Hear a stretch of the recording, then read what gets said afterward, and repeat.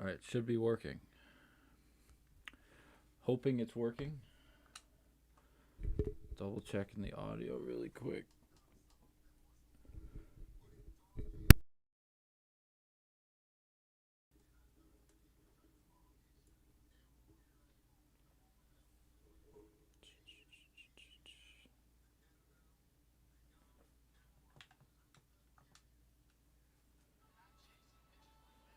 Oh. All right. A little late, boys. We're a little late to the stream. It's all right. Crochet has a little bit to work out of early. Holy moly.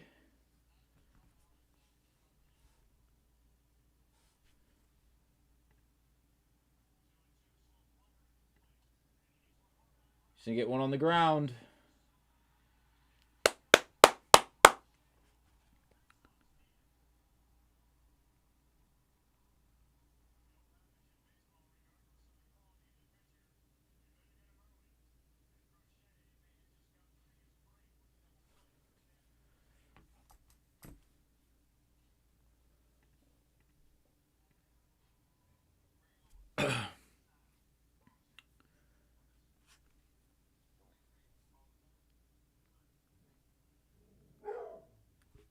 Dogs may be a factor. Dogs may be a factor here. I'm trying to figure out how I can look at chat while also leaving reel up so you guys can keep up to date.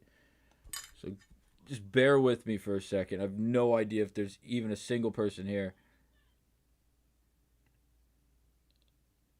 Oh, that's not what I wanted to do. Or maybe it is.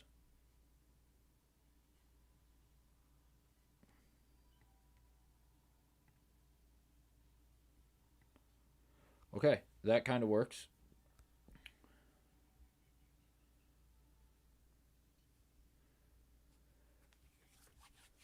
Okay, Red Sox get out of it. Garrett Crochet doing his job. This is what we needed.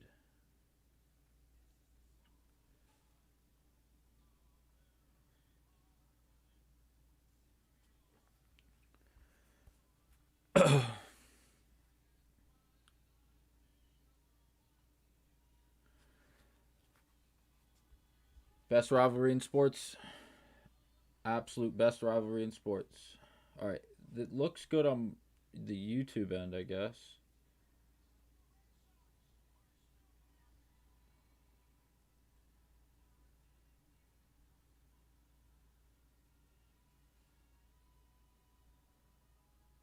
Bum, bum, bum.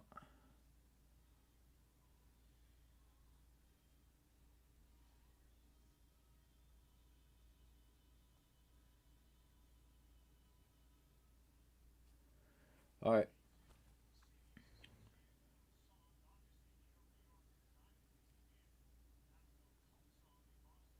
Red Sox need to find some offense here.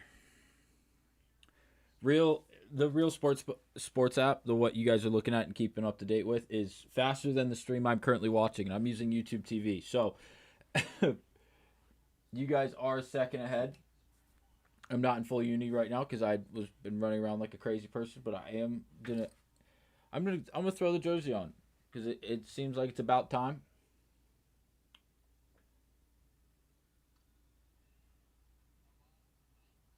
Max Fried, what a pickup for the New York Yankees, unfortunately, huh?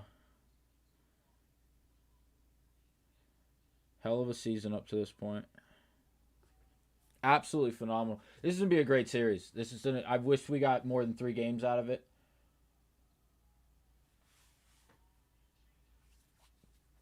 To say the least.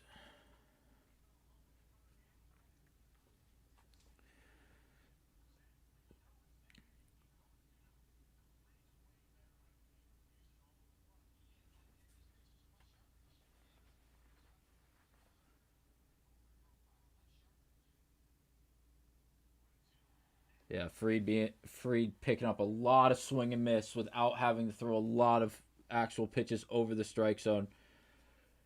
Not the greatest look early for the Red Sox in the offense. Still really, really early. First time through the lineup still. Max Fried has been here. He has done this before, to say the least. He looks really, really good through the first 5 ABs. I'm grabbing a jersey because it's a mandatory thing. It's a mandatory thing.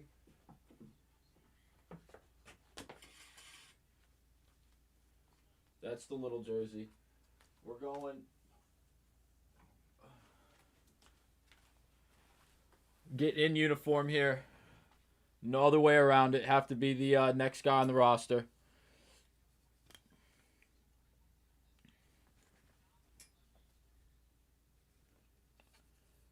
Got to be ready. Got to be on the bench ready to go.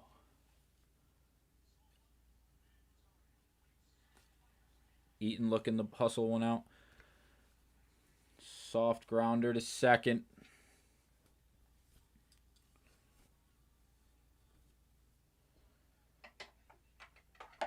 Regardless of how bad this Red Sox offense looks, and it may look bad early because Fried is an absolute monster. Even though I hate to say that because he's in pinstripes, he is a monster, and he's in a position where he's going to be able to absolutely shove.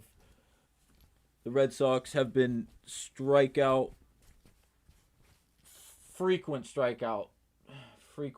striking out this season. Fried creates a lot of swing and miss. Duran batting down in the 7th hole today. Sorry, keep hitting at the Volpe. Odds are he'll make an error at some point because that dude shouldn't be on a major league roster.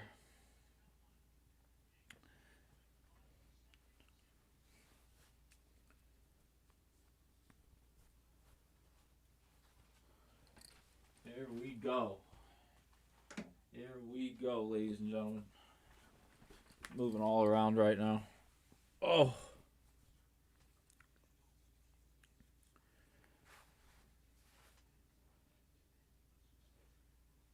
Predictions for anyone in the chat. Anyone have predictions for what this series is going to look like? Is it 2 games? Is it full 3 games? Does New York find their way and do what they've been doing for the last 8 games to close out the season? They continue to hit home runs and score a lot of runs? Or does Boston and Garrett Crochet keep them in the ballpark? That is the big question here. Because that has really been the Yankees all year. Can they score runs without just hitting 100 home runs a game? I don't know if they can. I don't know. And yes, they've been stealing bags. Jazz Chisholm. Obviously, Rosario and the other guys have been moving around the base paths, making their life a little bit easier, making them look like they're playing better baseball. But in reality, let's call a spade a spade. I don't know if that's the brand of baseball we're going to get from these guys.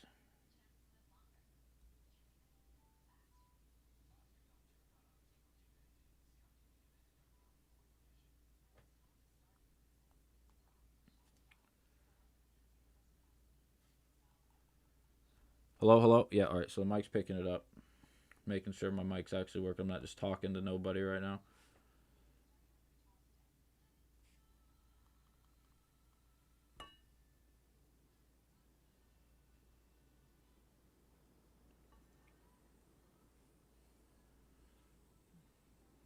Hello? Yeah, all right, so the mic's picking it up.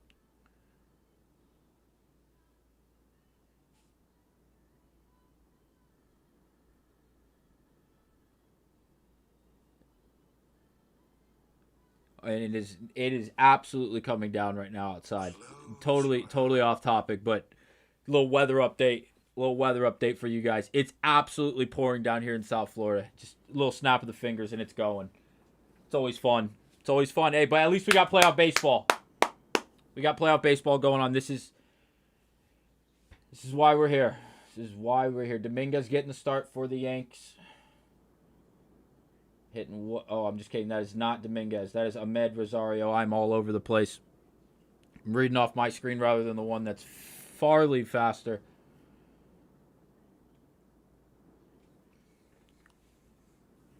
Crochet got out of that first inning despite looking a bit like a shell of himself. Starting to really settle in here. Starting to get a lot of swing and miss on pitches that aren't thrown relatively close to that strike zone, which is what we want to see. More swing and miss on good pitchers' pitches, bad hitters' pitches. So even if there's contact made, it's going to be weak contact, rollovers, just like that. Low ground ball hit the Story. Good throw, and he's out at first. Absolutely love to see it.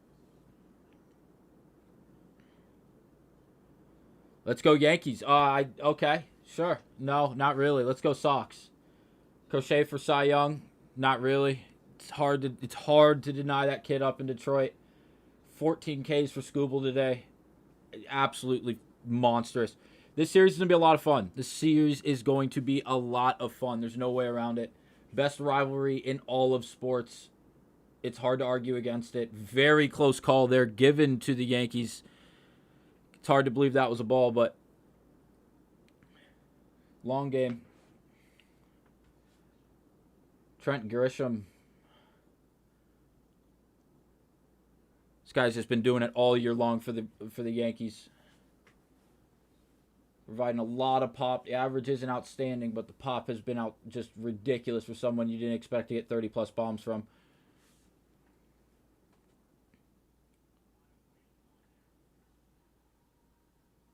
Crochet starting to dial it in just a bit more. Picks up that strikeout swinging.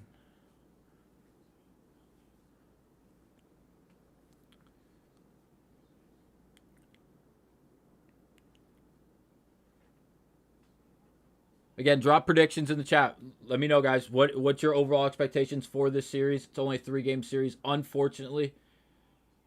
Great pitch from Crochet on the inner half to a lefty.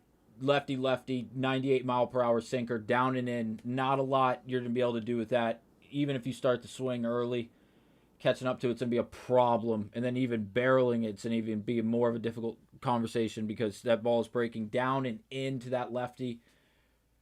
Absolutely perfect pitch, really. Inner half, dotting the line.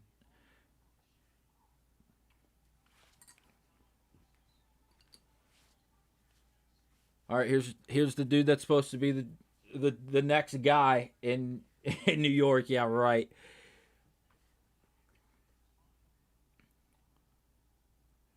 If there's any Yankees in the chat, what overall thoughts and opinions about Volpe? Where do you guys sit right now about Volpe? Would you rather him playing for the AAA affiliate, or you guys all right with him playing shortstop for your New York Yankees, especially in a series like this? God, this is gonna be so much fun.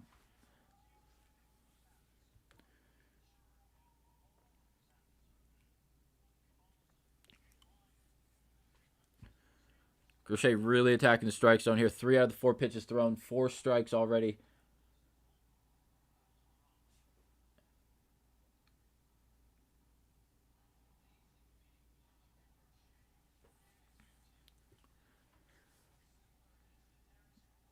And I see there goes Volpe. There goes.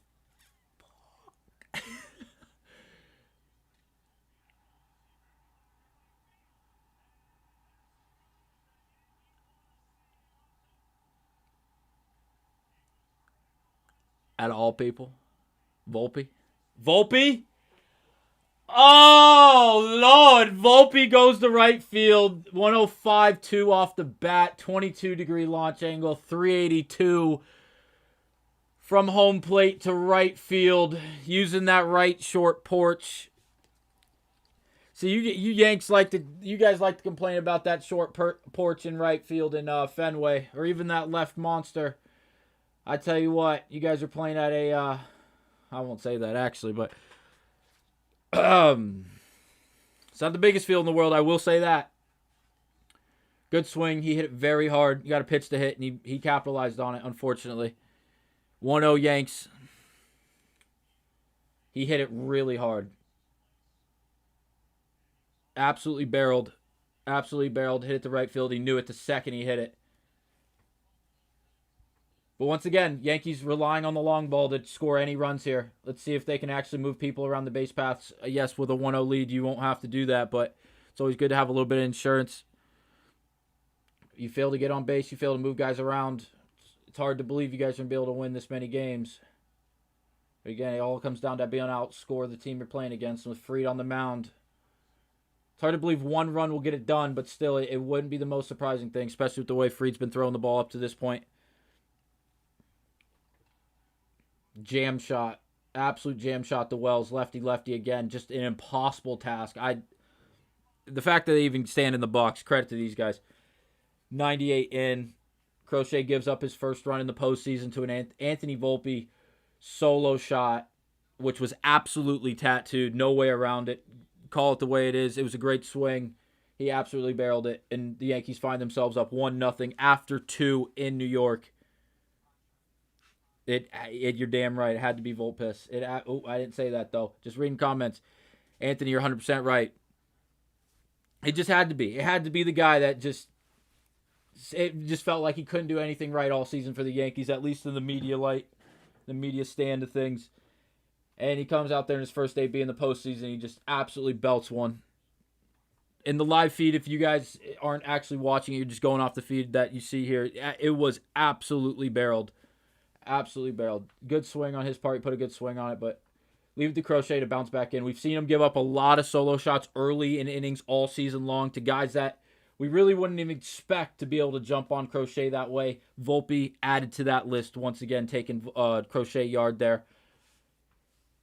Outer half, elevated fastball. He was able to just punch it, and that's exactly what he did. Perks to playing with a 380-foot wall in right field, but I didn't say that. I definitely did.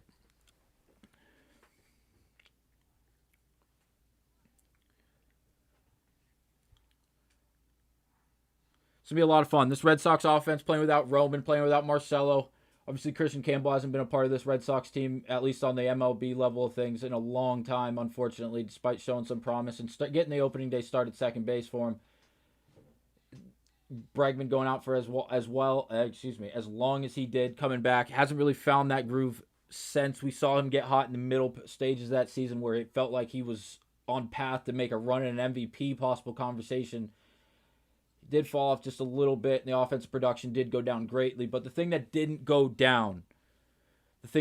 not go down is the fact of the leadership and the ability to just take control of these younger guys in this organization, which will never be highlighted enough. Even if he does walk in free agency this year, which I don't think he will. Even if he does opt out, it'll just be for reconsideration and just refinancing that contract, making it look a bit different. Number will probably still be just drastic unless there's large conversations about a possible free agency pickup where money would need to be delivered. Kyle Schwarber, anybody? Johnny Volpe, I know out of all people it's Volpe. How does that happen? Couldn't tell you. Absolutely tattooed one.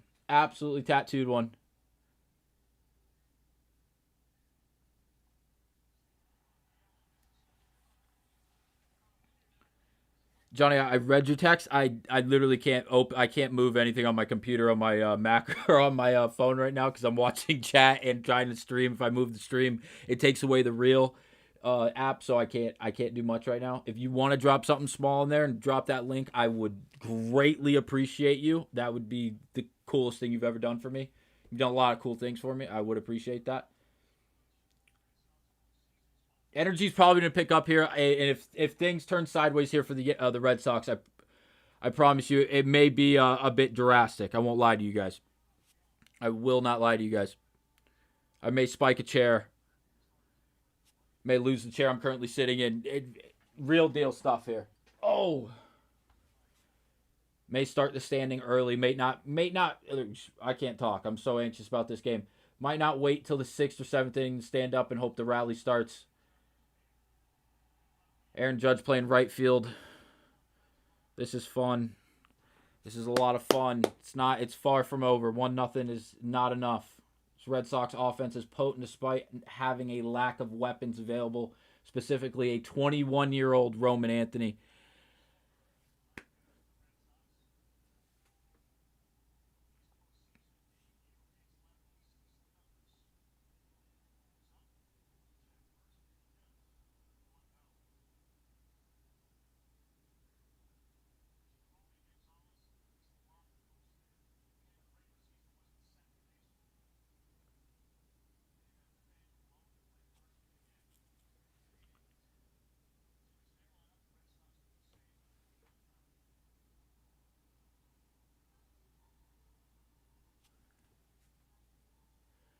Key for the Red Sox here is going to be, you got to work at these at-bats. You got to make Fried throw to you. You can't really expand the strike zone, because when you do that, you're putting him in a position where he can't.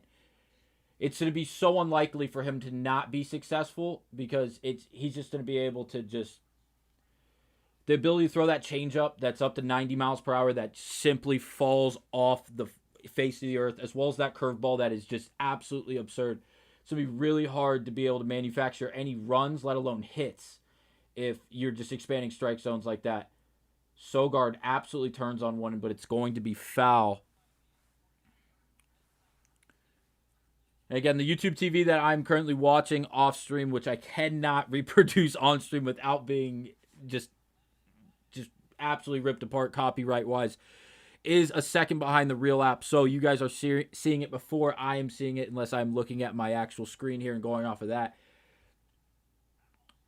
Sogard with a punch to left field. Was able to stay just behind that one compared to the last swing. Got a changeup up. Was able to turn on it just enough, get it to left field, and get on first base. A little bit of speed here. Miss Terry Bushway, how you doing? Crochet should be great. He got out of the first inning after giving up a few hits unscathed, which is good. Then gave up that one really hard hit ball in the second inning to Volpe, which just got over that fence.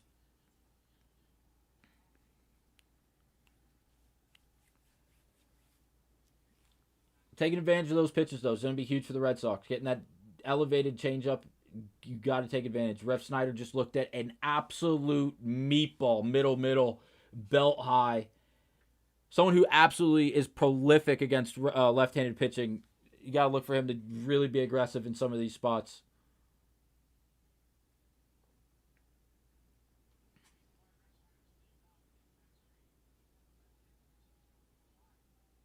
A lot of lefty killers on this Red Sox lineup. Romy absolutely torching lefties. Bregman hitting really well against really both sides. Obviously, we talked about the slump a little earlier. But Rem Snyder absolutely just clobbering lefties all year long. Just flies out to the warning track in center field to Trent Grisham. And Nick Sogard tags up on a ball to hit the center field, barely to the warning track. He's able to tag from first to second and get up into scoring position with 2 outs for the Sox. That is huge. That's absolutely huge. Absolutely huge. That could be crucial here if they're able to get at least a single here and score that run. Sogard with plus side speed is going to be able to move around the base paths. That could be really beneficial for the Red Sox. If you hear the dogs, they're dogs. They're going to lose their mind.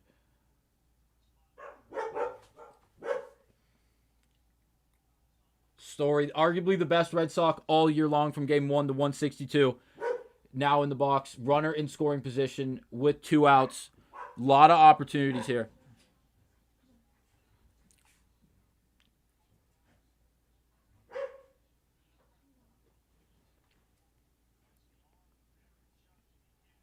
There goes Fried. That curveball is that's when Fried is on, dude. He is legit. I'm not saying anything anybody doesn't know. Like, he is a really, really high end pitcher and is able to deliver and just collect innings, 6, 7 innings plus.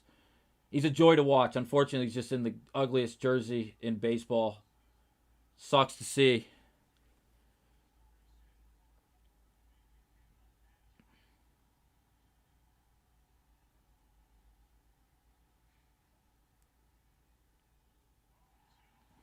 There he goes. Expanding the strike zone. When that curveball's working, he's able to expand the strike zone, pairing it with a curveball, that upper 90s fastball. Fried is an absolute problem. Fried is an absolute problem. Sox go down quietly.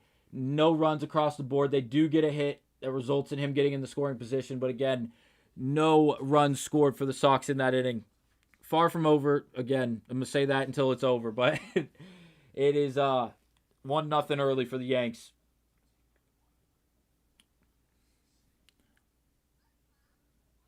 More people joining here. Make sure, guys, drop your predictions down in the chat. Let's just get an idea of what this chat's looking like. Are we on the side of the Red Sox in 2? Are we on the side of the Yankees dominating this series? Are we thinking it's a thriller, it goes 3, and it's an absolute nail-biter the entire way? Let me know down below your overall thoughts and opinions. I would love to hear it.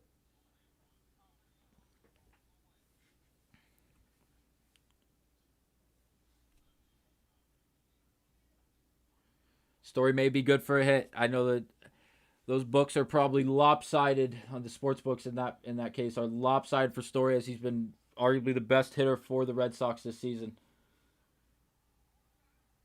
in the sense of totality. I know Roman made a splash that was really just undeniable.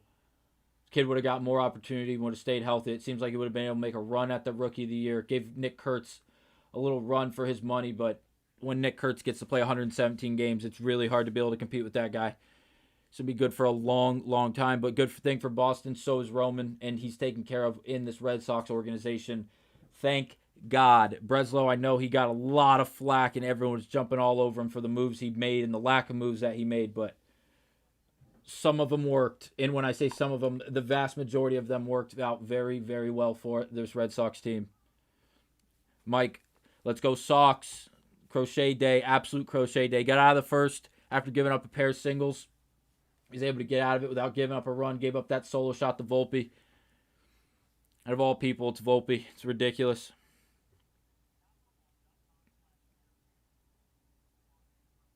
Jose Cabanero up at the plate for the Yankees. Someone the Red Sox have to keep off the base paths.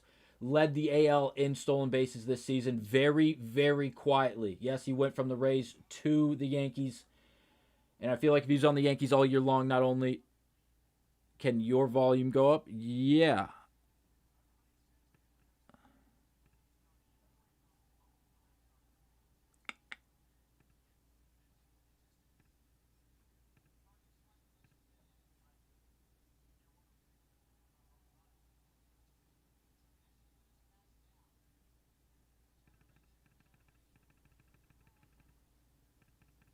All right, I should have turned it up a little bit. If it's any better, if it's any worse, let me know. This is the first for me as well, so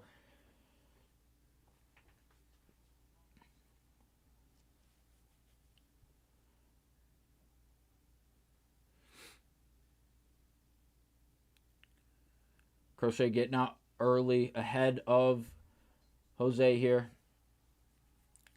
Going elevated with that four-seam fastball, trying to get some chase. Works the count even, 2-2. I'm actually going to move my mic a little bit, see if I can pull this over. Oh, Narvez eats a foul ball off the mask. No way that feels good.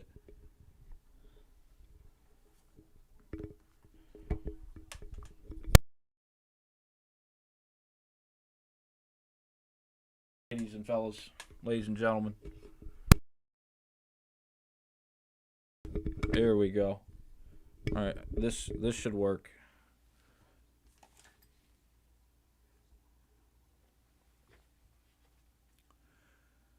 Jose doing a good job staying alive, making Crochet throw to him. Something the Red Sox really need to do a better job of against Max Fried. But again, back to the point made earlier, like the Yankees have done a horrible job all year getting guys on base and then moving them around the base paths by collecting a bunch or a series of hits or a bunch of hits at that matter. Just living and dying by the long ball. And if they allow Jose to get on base, especially with that 9-foot creature on deck, I mean that with respect. I don't like him. Strikeout swinging for Crochet, elevated fastball above the strike zone. Jose couldn't hold up. Third K of the night through 2 1/3 inning for Crochet. This he's on pace to be the greatest right-handed hitter of all time. And I mean that like in realistically better than players like Albert Pujols and others. Goldschmidt looks at a cutter in the absolute wheelhouse.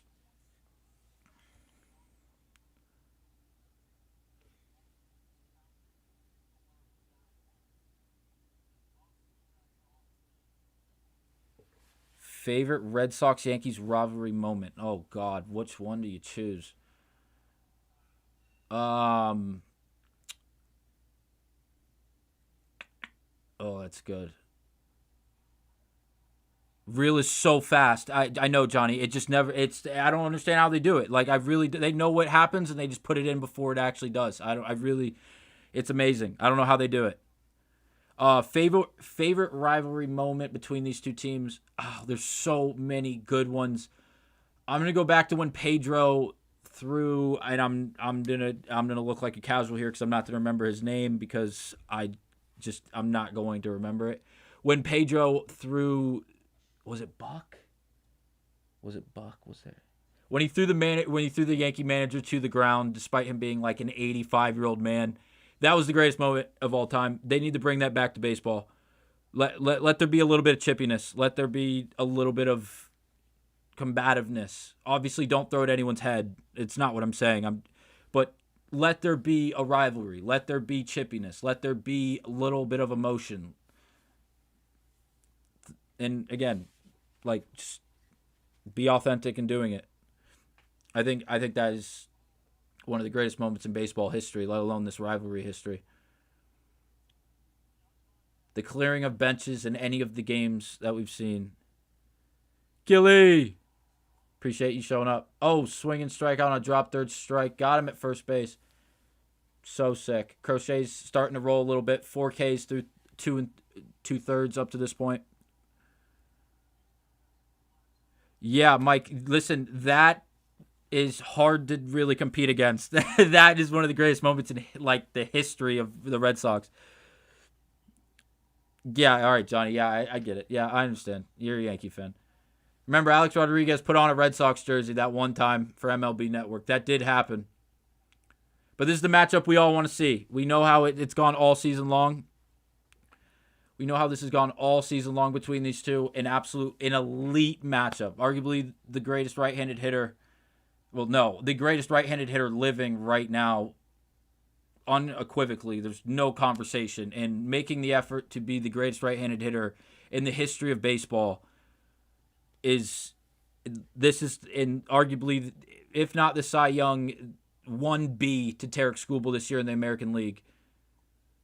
Really, really good pitch and an even better take from Judge. Would like to point out on the main broadcast, you guys can't see it because it's real, or because you guys are looking at the reel. There is a dude in a Miami Marlins jersey sitting behind home plate in probably the best seat in the house. Crochet falls behind Judge here, really staying away from him. Let's see what he does here. Does he challenge him? Does he go at him? Or does he just allow him to take the base? As Judge is not really a base-stealing threat. Oh, fuck. All right, he got underneath it. It off the bat, everything off the bat from Judge looks like he hits it 970 feet. That one only went about 85 feet, and he flies out the left. Red Sox get out of it. Crochet gets through Aaron Judge and the New York Yankee lineup once again unscathed. Thank God. Gilly needs the under for Wells. Listen, he got jammed early. As long as Crochet's in this game, I don't know the success of Wells is going to be anything remotely good. So I think that's going to look good for at least 6 innings. Baron Crochet getting run out of this game. But even though his pitch count's above the 45 pitch mark through 3 innings, he's going. Like, I know the Red Sox, if you guys don't know, the Red Sox have an elite bullpen. They have been good for really the majority of this season. And they've only gotten better. They've really just come together and gotten better and better and better. Whitlock and Chapman have turned into arguably one of the scariest 2-man monsters coming out of the bullpen in all of baseball as a setup and then a closer. It feels like Crochet's going to give us every out he can possibly give us in this game just to give them the best fighting chance. Let's see what else we got. James, another Yankee in here. Let's go Yankees beat the Red Sox. Yeah, it's going to be interesting to see how this plays out. It's as long as it's competitive and the Red Sox are victorious, that'd be great for me. I tell you what. Let's go Sox. Let's go Sox. Let's go Sox. This is going to be a lot of fun. I want 3 games out of this just because I'm a spoiled fan and I would love to see good baseball between these two teams, especially at the rivalry that is the New York Yankees and the Red Sox. Feed me as many games. If this could be a 10-game series, I would totally be game for it. And I know that seems absolutely absurd. You can't. There's nothing better than playoff baseball, especially when you have rivalries like this and two teams that just don't like each other in a history that they have. There's not much better than this. It really isn't.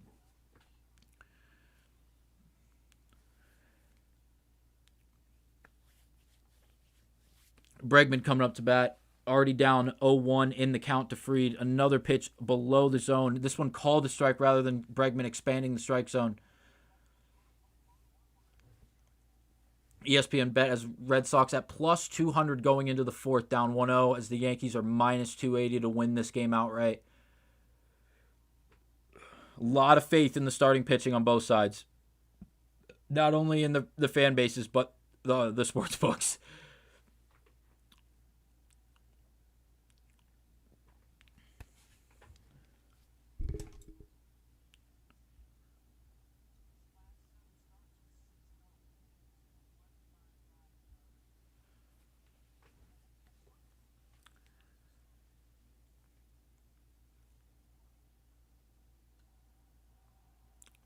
Fried is doing it right now. Fried is absolutely doing it.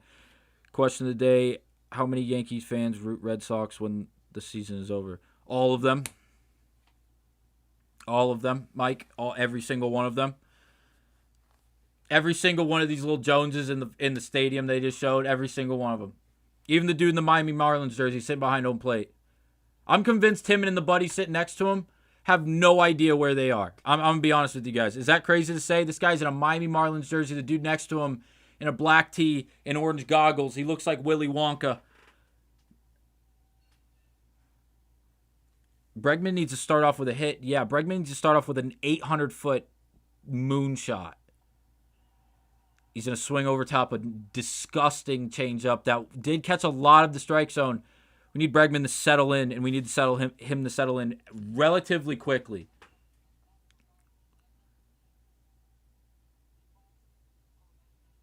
Just to prove that Fried is human. Just to prove that it is possible to get on top of something and make good with something that he throws over the heart of the zone. Another really, really good left-handed, just absolute killer. Right-handed batter, left-handed killer. Romy Gonzelez. This dude has been doing it all year long for us. 826 OPS, absolutely dominating, specifically against left-handed pitching. Quick AB. 1-0, inside fastball, cutter.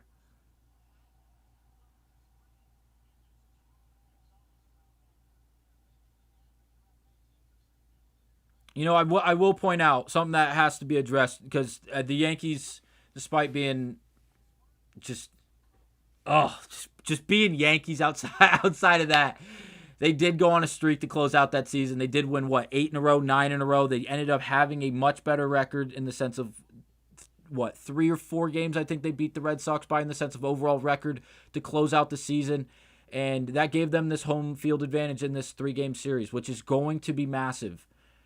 It's not the biggest difference in the sense of location, geo-wise, but when it comes down to it, when you're in Yankee Stadium in comparison to being in Fenway Park, holy Fried just threw a frisbee. It actually looked like a wiffle ball out of his hand, and a lot of it had to do with the fact that no one will add a left-handed cam in point of view for a left-handed pitcher. Someone explain to me why. I have no idea. Everything's for right-handed pitching. There will never be an alternate view from the other shoulder side, but it is what it is. I will never understand why we will never get that, but I think it'd be beneficial. I think it'd be very, very beneficial. Narvez working a count here, not expanding the strike zone, making Fried actually pitch to him, not chasing these looping curveballs and breaking balls that he's letting go. Another changeup. The changeup has been a bit sporadic for Fried up to this point in the game, missing both middle, and up with that pitch multiple times. Maybe it's something the Red Sox can jump on if they get the advantage and actually keep their eyes on it. They're able to take advantage of it. 3-1 pitch. An extremely generous call for Max Fried. Good frame from Wells. Give him the credit where it's due. All of Yankee Stadium is now standing. Narvez, come on. From the team that traded you away for absolutely nothing.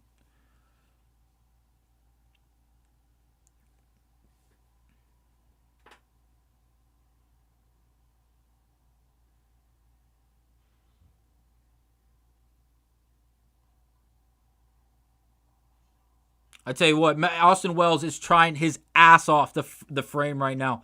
Set up middle on that pitch. I know if you guys saw it before it went to Eaton's at bat on reel. It top left corner, caught an inch of the zone, really did. Could have went to a strike if they had ABS system, which they will next season.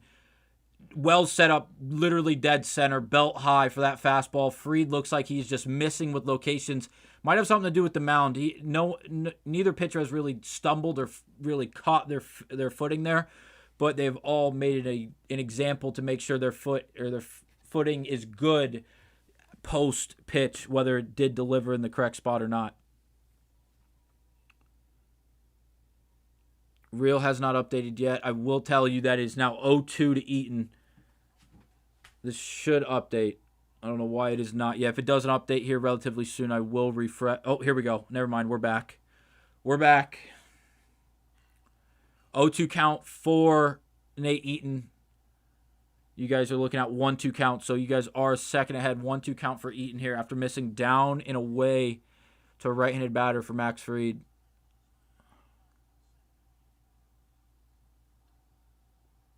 Another changeup. He's really liking that changeup. A lot of usage through this point. 2 3 2/3 for Max Fried.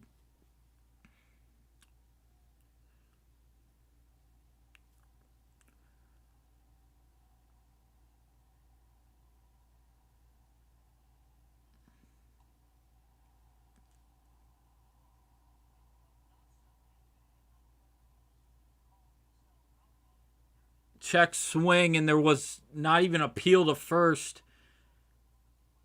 It was a great check. It was a great check by Eaton. On the initial view, it looked like he blatantly went, not even relatively close. 2-2 count here. Batter timeout for Eaton, resetting the batting gloves. Got a pitch to hit. Looks like off the reel.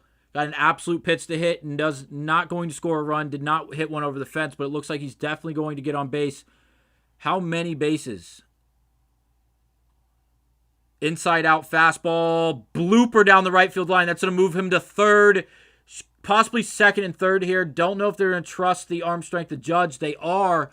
Second and third. 2 outs for the Boston Red Sox on a pitch that was just weakly hit over the first base bag and got down the line. Judge able to cut it off, hold Narvez at third, someone who doesn't have plus speed. 60 exit velocity on this blue pit. Really inside out on a fastball. Just got over Goldschmidt's head at first base, and they were able to move around. Eaton with plus side speed. Never a question to get around first base, as it was never a doubt he was moving all this whole time. Jarren Duran hitting the 7-hole. Major at bat. Takes a pitch high, sinker up and into a lefty. If Fried can locate that, we'll see a lot of what we saw with Garrett Crochet against Austin Wells and these other left-handed guys.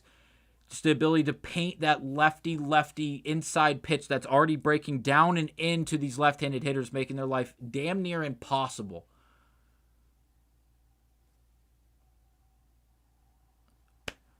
All right, Jake North, that's if you cause a war in this chat, Mike's on the over. I respect it. 2-0 to Jarren Duran here. Fried missed down and away. 20-pitch inning up to this point. They call for a meeting at the mound. Maybe there's a little nerves here for little Max Fried. First time pitching in the postseason for these New York Yankees. Maybe he's not ready for the moment. Maybe that's what's going on here.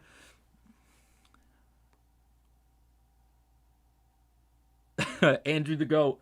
Yeah, listen, it's amazing to think how much and how substantial a 21-year-old was for offensively.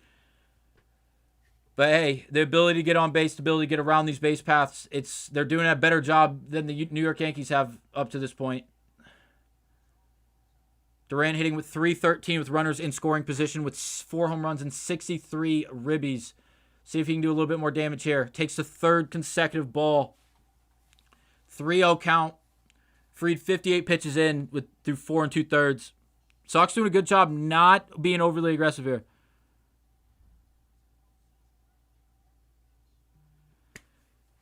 Well, it shouldn't be on live TV. Well, I tell you what, it's a wild card game. It's a better chance it's pay-per-view than it is not on TV. So, not to tell you that's a horrible take, but it's Pretty close to it.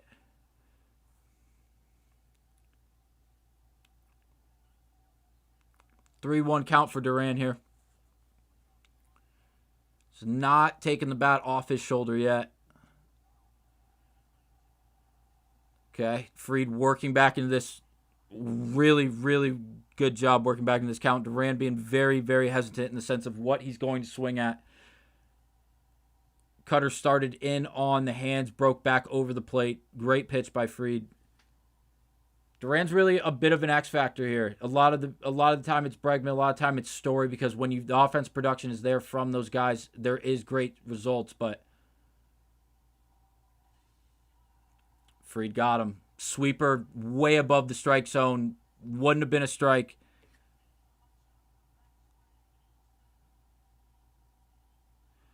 I really do hope they win this game as well.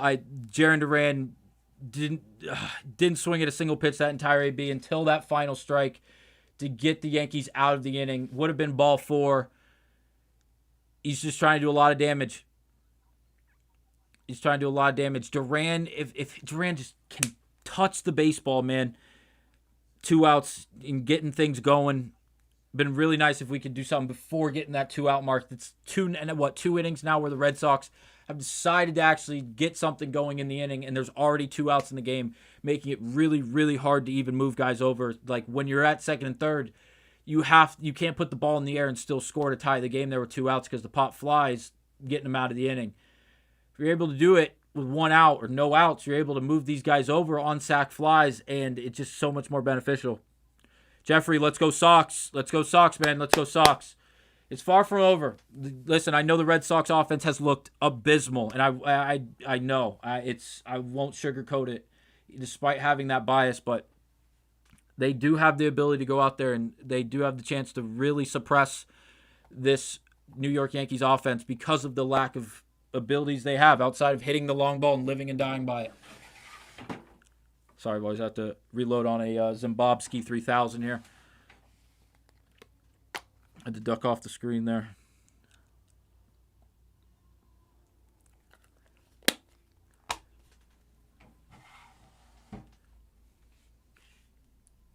Remember, drop your predictions in the chat for this series, whether it's good, bad, again, in the perspective of a Red Sox fan and supporter, or, again, just a little bit of camaraderie here. Don't think that that's not what this chat's for. I'm not saying don't start getting crazy in there, but have conversations.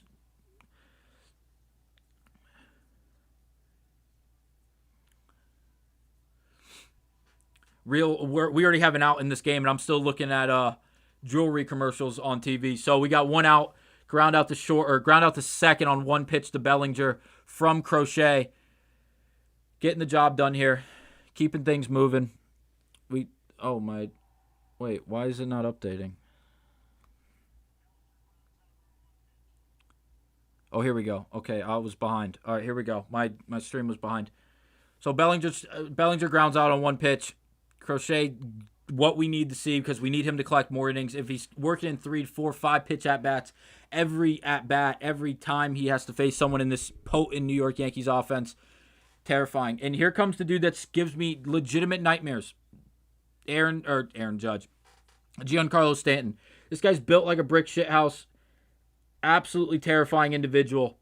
Sorry, boys. Had to reset the little reel there. That's why a little close of the... just a monster human being.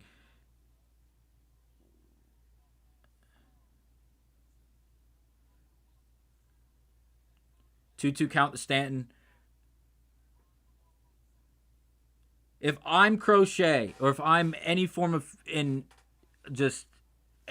if I can get in any ear of a pitcher for the Boston Red Sox, it is stay away from Stanton. Make him expand the strike zone. He has proven that he can't really hold up. There's a lot of times where he has the ability to expand that strike zone. If you want to walk him, do it. It's the 4th inning. If they want to pinch run for him and take that bat out of the lineup, let him do it. Without this bat in the lineup, this offense is not as terrifying as it really is, because this guy is an abnormally sized human being, and he has the ability to hit the ball a country mile, and that is not an exaggeration. I am from South Florida, and I watched him play for the Florida Marlins and then the Miami Marlins. I will sign every petition. Strike out on a cutter in a wheelhouse pitch for Garrett Crochet, getting through Giancarlo Stanton. Absolutely great pitch, great execution. 5th K of the night through 4 2/3 for Garrett Crochet. But Stanton has been hitting the baseball at Mach 2.5 his entire career, regardless of the uniform that he finds himself in.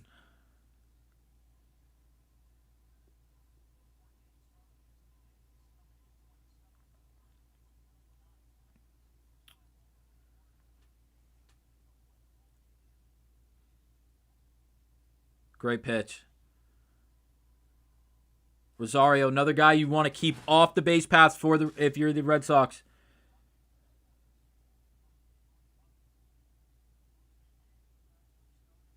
Getting out ahead here, 0-2. Or excuse me, 1-2.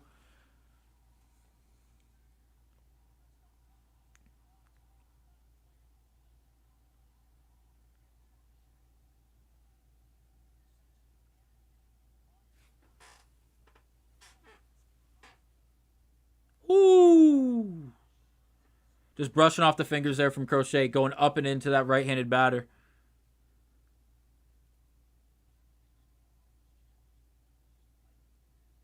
We're wearing the gray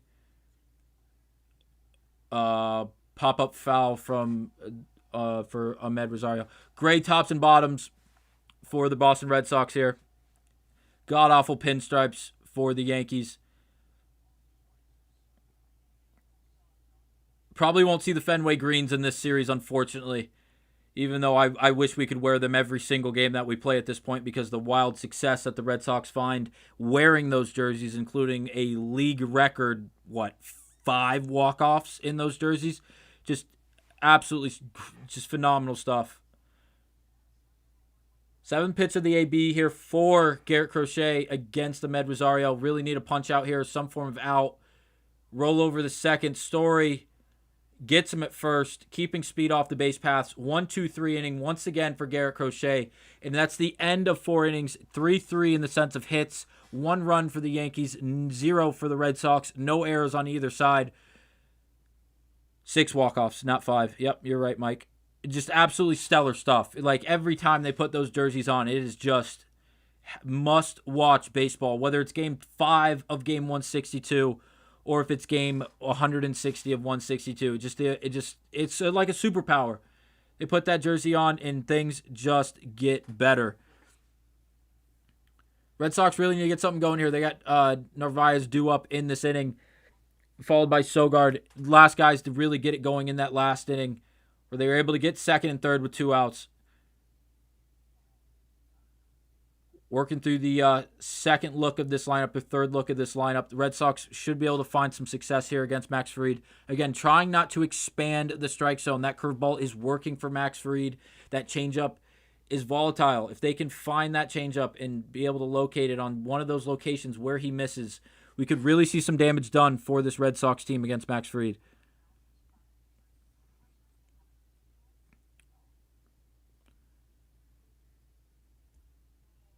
And guys, do remember, whoever is in here, if you guys are a Red Sox fan or just a baseball fan in general, make sure you guys go and subscribe to this channel. We will be doing watch-alongs for every postseason game the Red Sox are involved in, because this is a joy to do. It really is. To be able to watch these games with or without an audience with me is a joy. And it's just to be able to walk through these games, watch them in real time with you guys, and just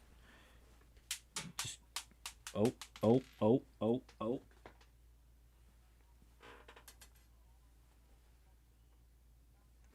Cora confirming that what we've seen from Crochet up to this point.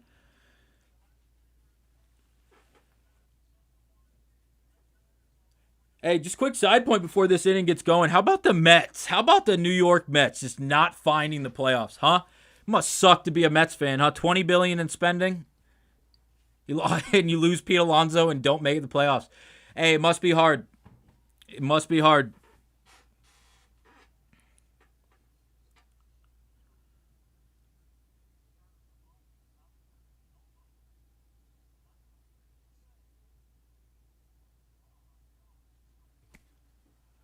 Generous call. Generous call. Really generous call. 1 set up 2. That's why you see Rafeala chasing that second pitch that is down and away to that right-handed batter. Because after that first curveball, that is just absolute filth. I would love to see the spin on some of these pitches because Max Fried is absolutely spinning the thing right now, and he's looking really, really good.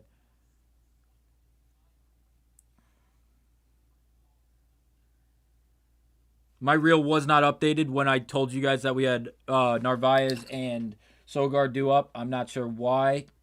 That's on me. It's actually impossible for them to have been due up after being the guys on second and third to end the inning in the fourth. Rafeala, another really, really young bat for the Red Sox. And that's something they got to keep in mind as a Red Sox fan.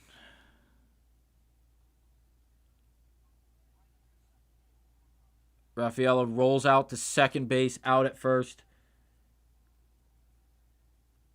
Yeah, Gilly, I love Trevor Story as a Twins fan. Great man to bet on all year. Yeah, you're not wrong. This guy's arguably been their best Red Sox from start to finish.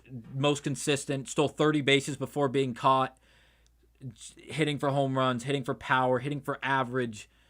Not for a batting towel or anything. That's not what I'm trying to vocalize here. But just the ability to go out there and really just be that piece for the Red Sox all year long has just been phenomenal.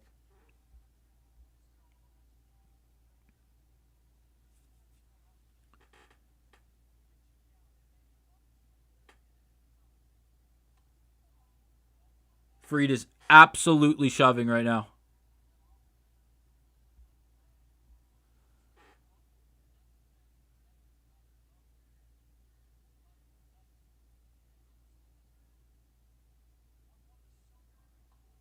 Sogard golfs one to center. Really tough play. No, it's not. Grisham's going to get there. Looked like it was going to fall in.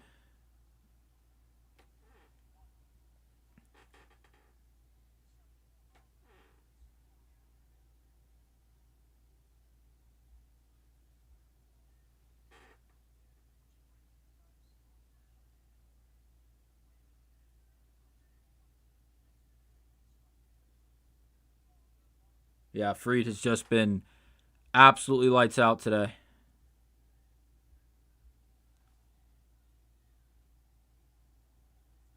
I'm fully convinced these guys have no idea where they are. The guy sitting behind home plate. I really and truly, I believe they have no idea.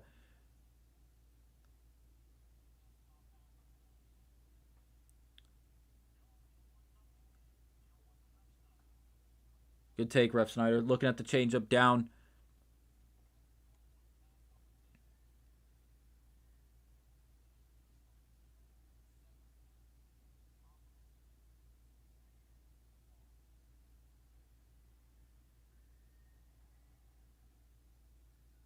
I will say Book It with Trent was on the Red Sox money line today. Probably the worst case scenario for any Red Sox fan going into this game. If you don't know who that is, he's the worst gambler on the earth. Hope that gets clipped and sent to him. I'm not that great myself, but not me watching the NHL feed. Dude, I didn't know how to close the side feed on Reel off my computer, so I just said forget it, and I just left it there and assumed that someone would benefit from it. So thank you, Gilly. I'm glad someone's benefiting from keeping up with the preseason hockey as well.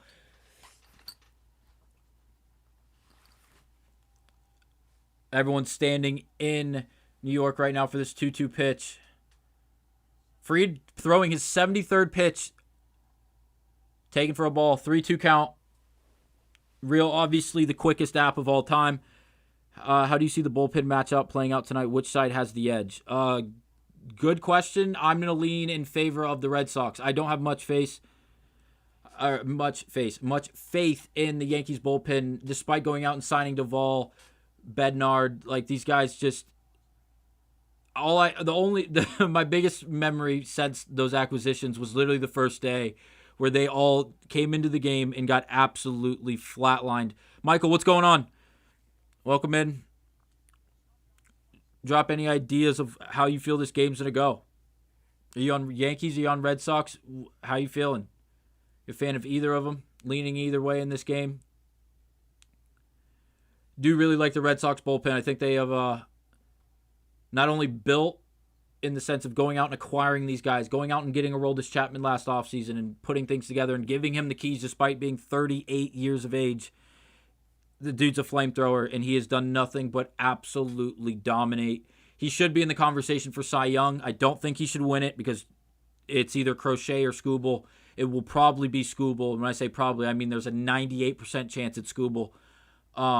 What a filthy fucking pitch. Excuse my language to anyone in here. It's just the curveball is just untouchable right now for Max Fried.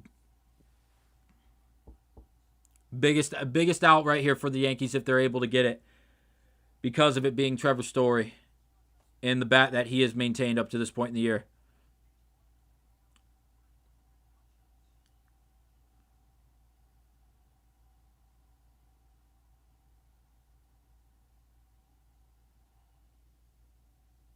Fried checks it first.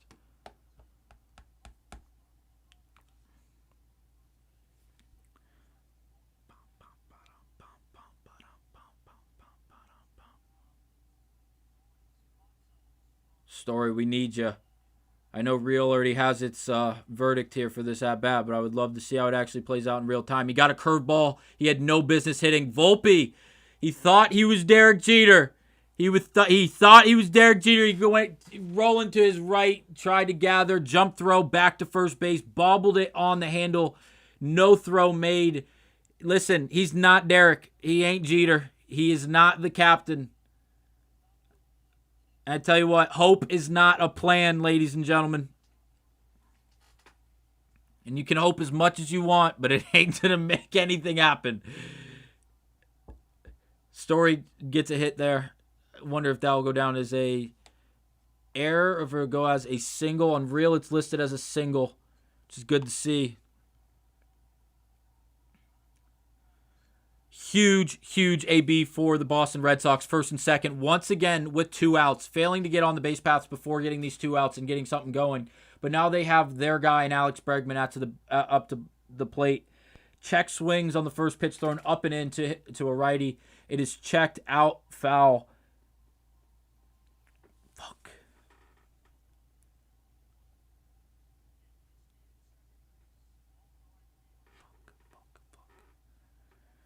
Based off the Real, it looks like we already have our verdict there. It's going to be probably that curveball down and away. No, it was the changeup down and away. I'm going to be honest with you. I'm going to be so honest with you. Who was on third? Or who was on second going third?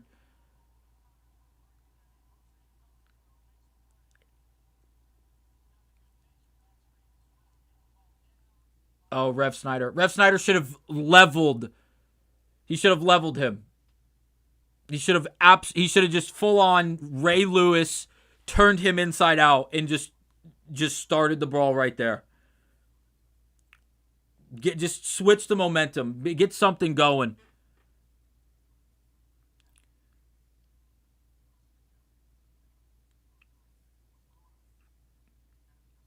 I don't know how you guys feel in the chat, but I think that I really and truly think baseball should be scrappy again. And again, I said it earlier, don't throw at anyone's head. That is not what I'm saying. Do not throw at anyone's head. Do not throw at someone's head. Not worth it. But you can throw at someone's ribs. Stop walking people. Hit them. If they take you yard, throw inside. Let them know you're not going to stand on the box. You're not going to stand in the box and be comfortable. You're not going to just find this rhythm. You're not going to get into flow state. It's just not going to work. We're going to get you off the box. We're going to make you step out. We're going to make you uncomfortable. And that is a major piece of baseball. And if you guys don't know who Pedro Martinez is, go watch his highlight tapes, because a third of it is him nailing guys in pinstripe jerseys and flipping momentum, making sure those guys aren't comfortable, making sure those guys know that they're not going to be you're not going to bully. You're not going to get away with doing stuff like this. Andrew the GOAT. Red Sox forget how to play baseball tonight in the playoffs. What the heck are the Red Sox doing? This is the playoffs. Come on, do something on offense, Red Sox. Yeah, I agree with you. Again, it's a lot of it's dealing with 2 outs. You're getting people on, which is great. We're doing it more than the Yankees are, but it's coming with 2 outs. It's hard to move guys over when you have those 2 outs because you have to deliver base hits. You have to get lucky on pass balls. You have to work ABs and work walks. And it just amplifies and it gets harder. Jake says, like hockey, give them 2 minutes to beef it out. Honestly, I don't even think you put a time limit on it. I think that's the way baseball works. If bench is clear, if bullpen's clear, let all hell break loose. Crochet starts Trent Grisham out with the cutter. It really starts inner half, breaks basically middle of the plate. But because of its lefty, and it really probably does look like that it's starting at his wrist, it's really hard to get out in front of. It's hard to commit to. It is getting late. I won't argue against that. It is now 5. We're now 5 innings in for the Red Sox, but it's only one. The Yankees are up on 1 swing. The Red Sox now have more hits than the New York Yankees through the 5 innings, or not through 5 innings, but 4.5 innings. But things are going to turn around. Yeah, I agree with you. Deep drag. It really is. It's just 1 swing. It's what it is. And in this ballpark,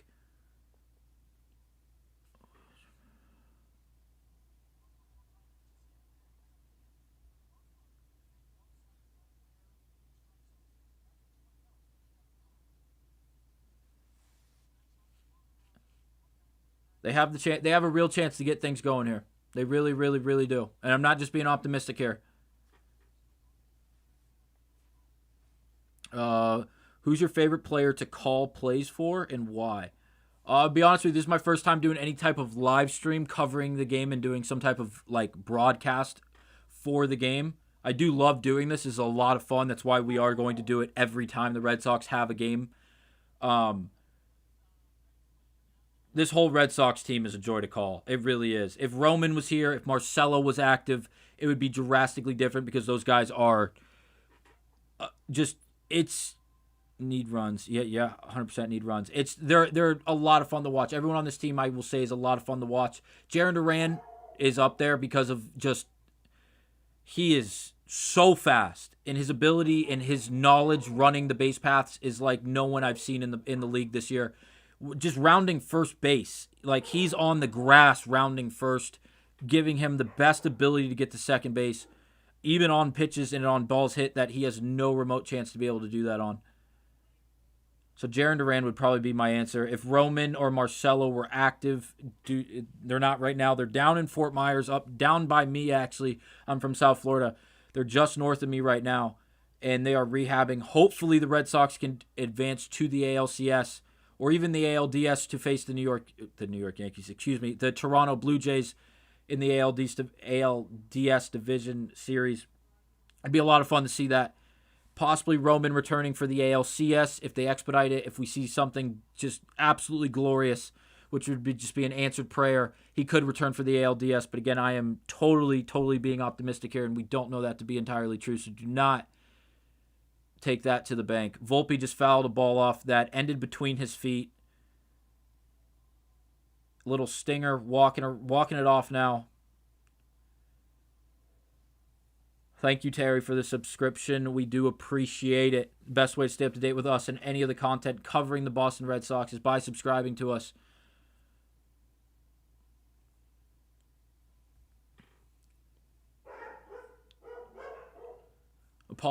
Apologies for the dogs if you hear them. I have too many of them, and they are a big alarm clock, all 4 of them. Crochet now about to throw his 75th pitch of the game, 4 and a third innings in through this game.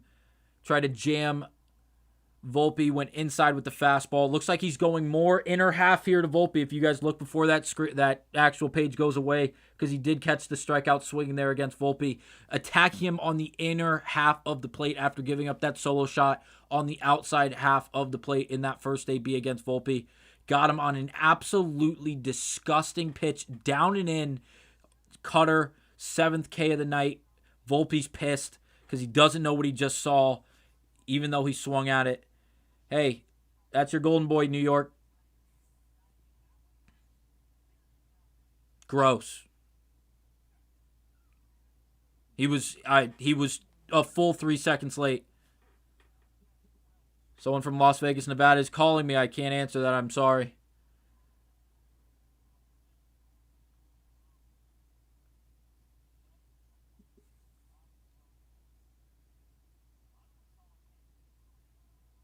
Very generous call from home plate umpire. Thank you. Houston almost went down there. That would have been catastrophic for the stream, boys.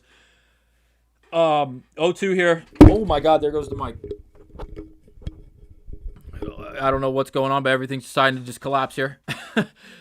Lefty against Crochet. It's just absolutely, it's just ridiculous.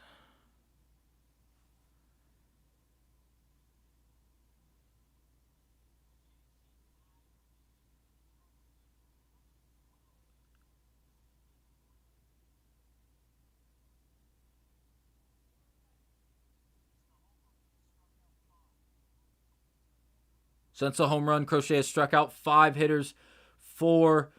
And to make that 6, Wells falls to a strikeout swinging, or excuse me, strikeout looking.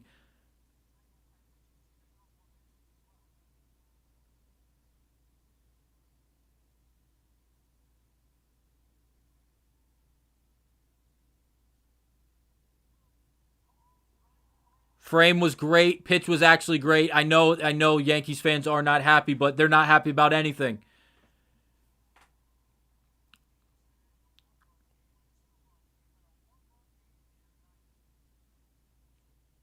If I told you the Yankees had 1 run through 5 innings on 3 hits, would you be surprised if I told you it was a home run? Probably not, because it's all they've done all year long. But right now, that is getting the job done because Fried is absolutely shoving for the New York Yankees. Let's go, boys. Let's pick it up a little bit. Come on.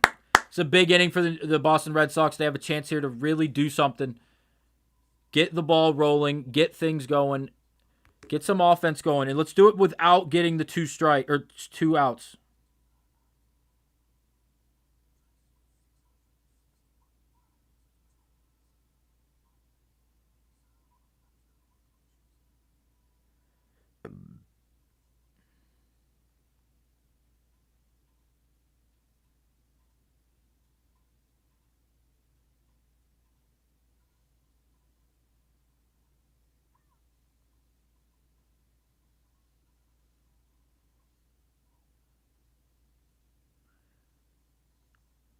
In a commercial break here, boys. Just waiting for this game to get going once again.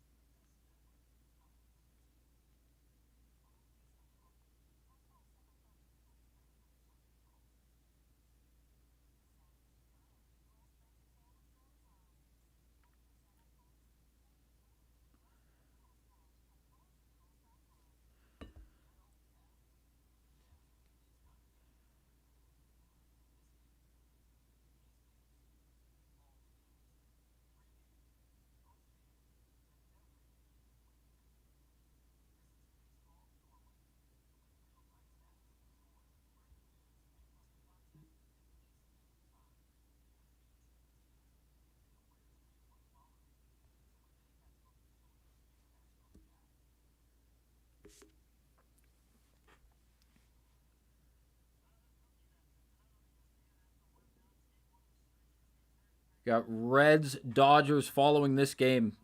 Hunter Green on the mound. Andrew Abbott pushed back to Game 3. They got Zach Little in Game 2. Very interesting for the Reds. Generous call once again for Max Fried. That curveball on the outer half is just absolutely filth. Absolutely filth. This guy is just putting it wherever he needs right now. And he's just pairing it up with another one. It's curveball to start a lot of these right-handed hitters, which is surprising. You throw that breaking stuff over the plate, you'd think you'd be able to take advantage of it. It is just that damn good right now for Max Fried. The only difference is one big swing. Can Romy get it done? I didn't want to start standing early. I really didn't. But if I have to get up and start spiking chairs here, we'll get it going. Good take there. Fried misses outside. Again, trying to front door that curveball.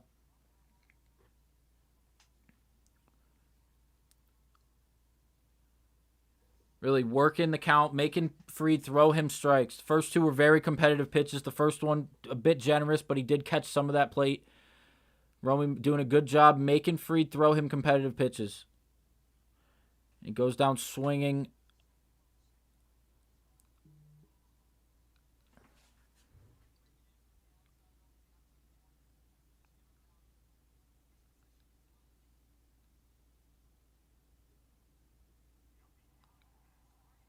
Fuck. Change up. It wasn't even the greatest pitch. It really wasn't. It was just, it's working. It's just working for Max Fried right now. Come on, Boston. Let's go. Let's get something going here.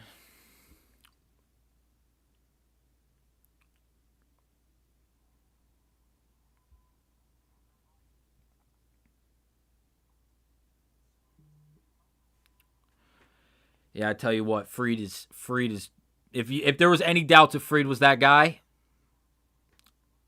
first of all, you didn't watch him pitch this year. Second of all, newsflash, he's that fucking guy.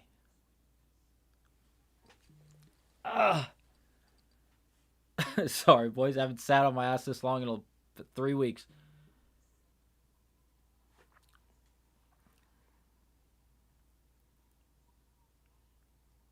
Oh, 2 to Narvaez.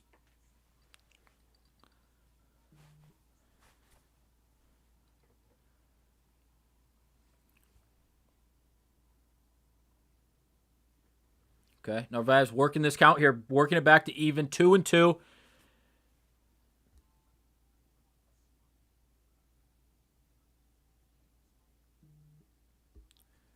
Please let me know if the real sports app is not up to date and not refreshing accordingly for you guys on stream.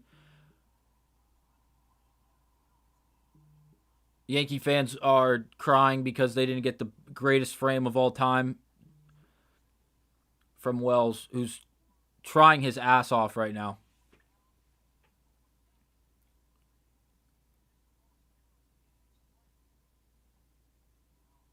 Narvaez staying alive here, fouling another pitch off.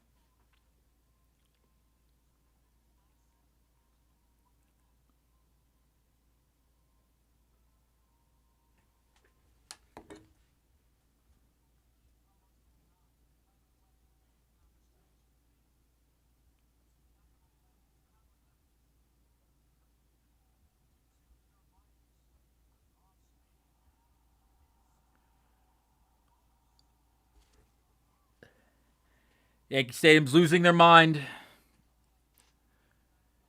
It's a bad call. It's also a wicked pitch. Oh my God, it was.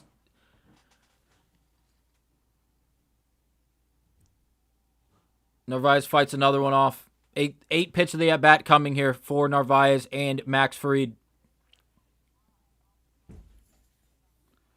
Really compelling at bat here from Narvaez.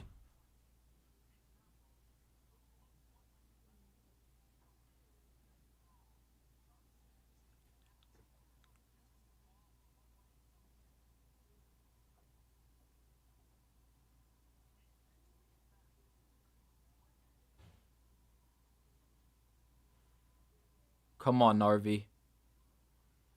Fouling another one off. Staying alive, making Fried throw you pitches. At one of these, you have to take advantage of.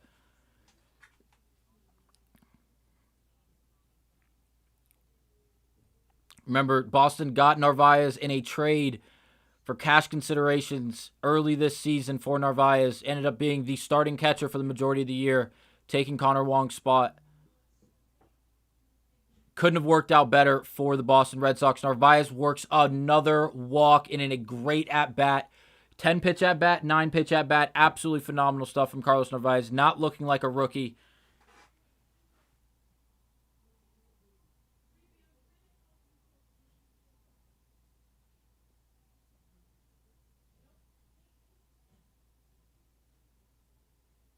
Fried thrown 93 pitches through 5 1/3.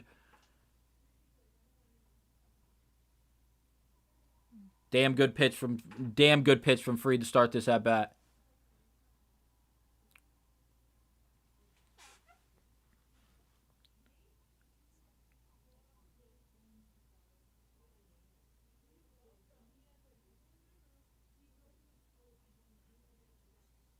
Changeup for Fried has just been volatile tonight, boys. He's missed up a lot with that pitch. A lot. It felt like the pitch to Bregman that got him on the swing and miss where he just swung over that changeup was the one that the Red Sox needed to do damage on to get on the board in this game. And it was just, he was able to get him out in front and overtop that pitch. Eaton now, 2-1 count. Luke Weaver, Florida State grad. I will tip my cap there. Best school in the country. Has been up and down. It was a monster last postseason for these Yankees. 3-1 now for Nate Eaton here. Runner on first. If we can get another guy on, runners first and second here with 1 out, that would be a drastic difference compared to any of these other situations we saw earlier this game.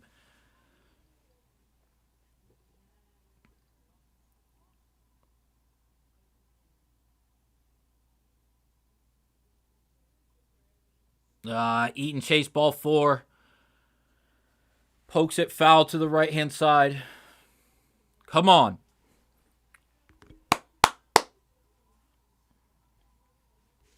It's a major moment in the game right here for both sides. Fried about to throw the 99th pitch of the game. A 5 1/3 through. Got a batter timeout for Eaton. Just got it in there.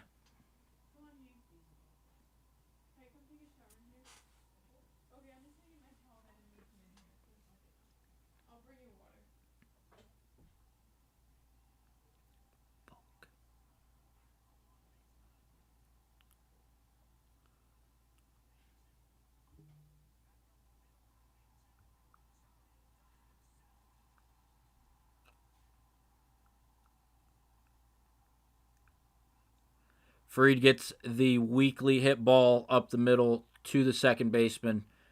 Cabernero steps on second and throws out Eaton at first to get out of the inning.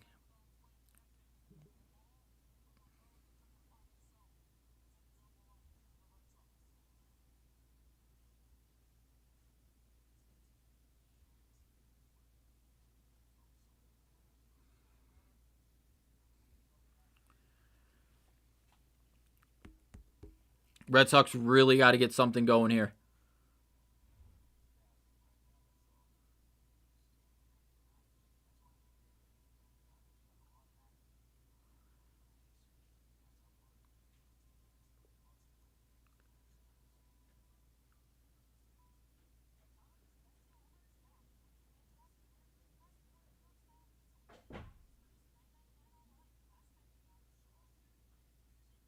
Be crazy if I go and grab a water right now in the middle of this commercial break. I'll be quicker than lightning. 2 seconds, boys. Be back in 2 seconds.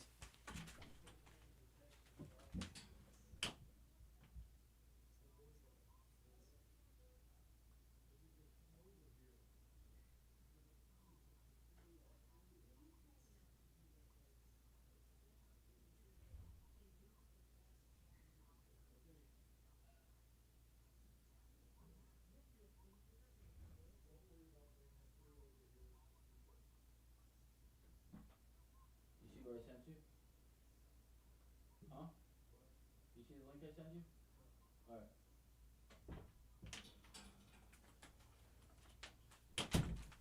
Alright, we're back. We're back. Alright, we're back. We're back. Longest commercial break of the game. I timed that beautifully.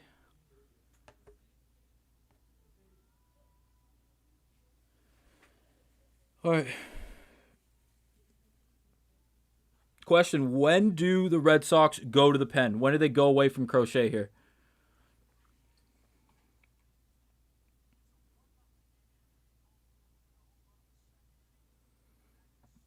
If the Red Sox lose this game 1-0 due to an Anthony Volpe solo shot,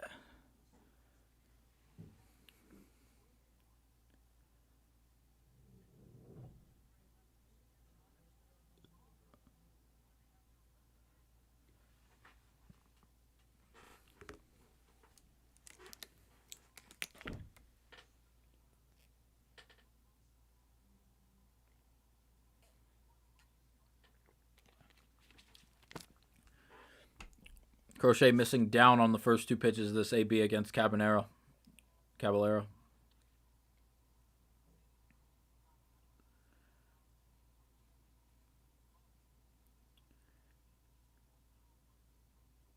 Little pitching meeting right now. Narvez up at the mound talking to Crochet. The line right now for both guys. Crochet 5 innings pitched, 3 hits, 1 earned run, no walks, 8 Ks. Fried on the other side, 6 innings, 4 hits, no earned, 3 walks, 6 Ks. It's amazing the walks, despite the amount that Fried has given up and allowed here in this game, has not come back to bite the New York Yankees.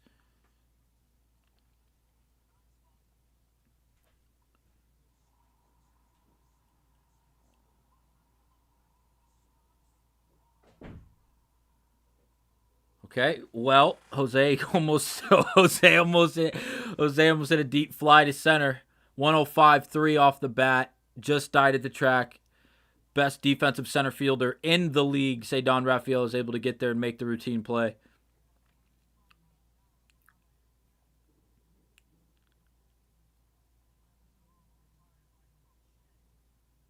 $11 in a row retired by Crochet. Retired, that is. 11 retired in a row by Crochet.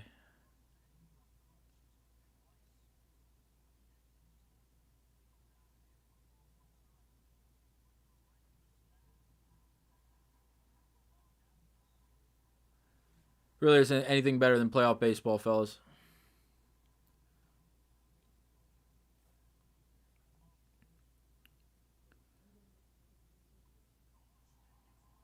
Goldschmidt golfs one. Left field. Duran is there. Another flyout for the Yankees. Red Sox have 2 down in the bottom of the 6th. Looking to go unscathed once again. 12 in a row sat down by Garrett Crochet since that solo shot to Volpe. And here comes the big motherfucker. This dude. It's amazing to me he's the size he is and he's as good as he is. He is a monstrous human being. Monstrous human being. Aaron Judge is who I'm speaking about if that didn't click. It goes 99 down and into that righty. Absolutely beautiful changeup. Really trying to sequence these pitches and tunnel these pitches really accurately. And Crochet is just an absolute beautiful take by Judge. 1-1 count. Missed high with a cutter. 2-1 count for Judge.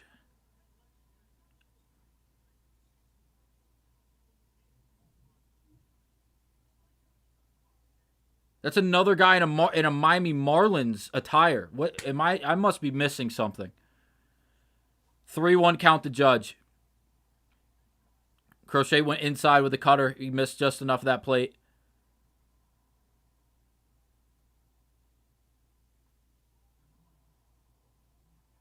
He got another cutter. Judge hit it 1,000,000 miles per hour foul. He is a terrifying individual. And if you ask me the game plan, if Crochet wasn't on the mound, well, it wouldn't be walk him. But he'd end up on first. 3-2 count here.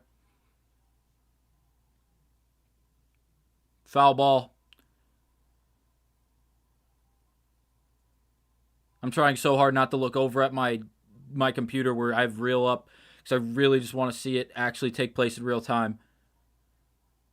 3-2 count, 94th pitch of the game for Crochet. Got him swinging. Judge can do nothing but laugh because he can't do anything against Garrett Crochet. all season long. He has been just in the palm of his hand. Yeah, I'm going to talk trash. I know we're down 1-0. But your dude, you're the guy. You're saving. He's the god for New York, okay? And he can't do anything remotely productive against Garrett Crochet in this game. Or for the season, for that matter. Biggest swing and really the only production he got was obviously in that game where Crochet was going for his first shutout of his career, and obviously Judge had to ruin things by hitting one 900 feet over the Green Monster in Fenway. Well, just an elite matchup. You really can't ask for much more. You got the Cy Young runner-up, if not co-favorite to win it, however you'd like to look at it, against, again, the dude on track to be the scariest right-handed hitter to ever live. And I don't enjoy saying that because he's in the wrong jersey. But you got to call it the way it is. You can't. It's Aaron Judge, dude. Last guy to scare somebody hitting from the right-handed side as much as he is. His name was Albert Pujols. He hit 700 home runs.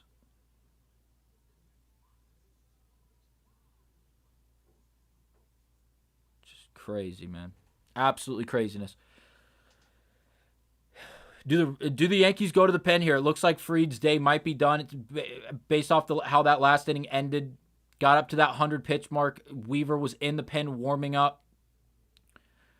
Let's see when they come back to commercial here if Fried is going to be relieved of his duties today in Game 1 of the wild card after absolutely dominating up to this point.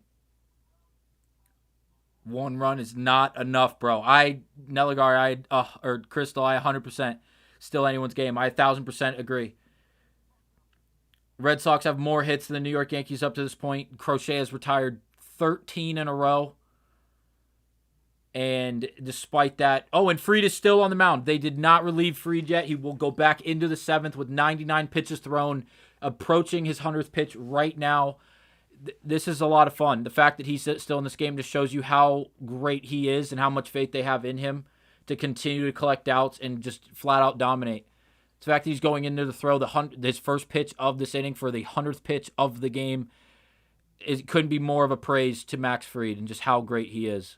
And I don't enjoy praising any Yankee, but wow, he is, excuse my language, but he's fucking Jarren Duran right now.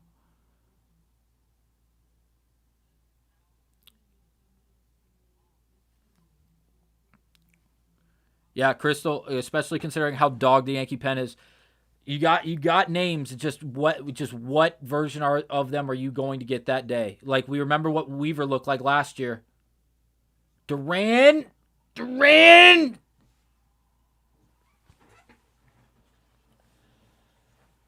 Oh my God.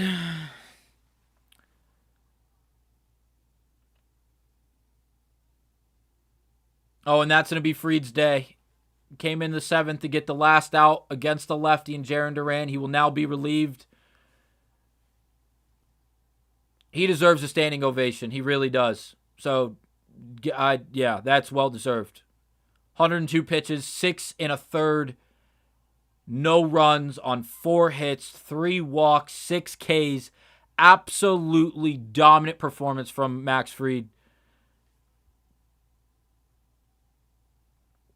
Chris, I 100% agree. The old school baseball is what baseball needs. I talked about this earlier when the game initially started. And I felt like it was a bit of a hot take. I didn't know how much of a response I was going to get. Didn't get much. Didn't see any pushback, but didn't see any really agreeance in it. But I promise you, Volpe wouldn't have got... And I know it's Volpe, so you can still attack Volpe, and you're not really overly intimidated by him. But if Judge comes up and he takes Crochet deep in the first AB... I'm not saying hit him in the wrist. I'm not saying hit him in the fingers. I'm not saying hit him in the elbow. I'm not saying hit him in the head. That dude has tree trunks for legs. Okay? Tag him in thigh. Okay? Don't put up 4. Don't do none of this. Drill him.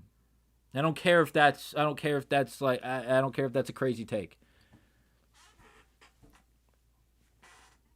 Some of your dad's favorite pitchers or your grandpa's favorite pitchers lived that way and are the legends they are because of that.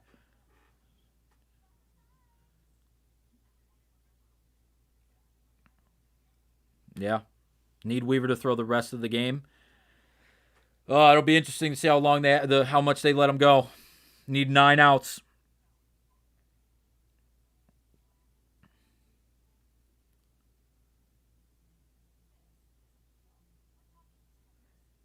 Need 9 outs if you're a Yankee. Or excuse me, no, you need 8 outs because Duran has already went down in this inning. So 2/3 left in the 7th. The 8th and 9th remain.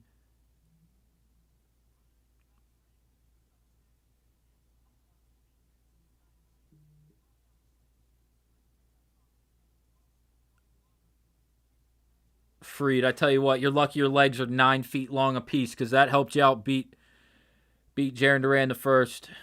Great defensive play by you guys for a team that plays subpar defense the majority of the time. Really, really, really good job covering the base there for someone who might be one of the fastest guys in the league in Jarren Duran. Yep, and Weaver comes out and he throws an absolutely disgusting changeup to start this AB.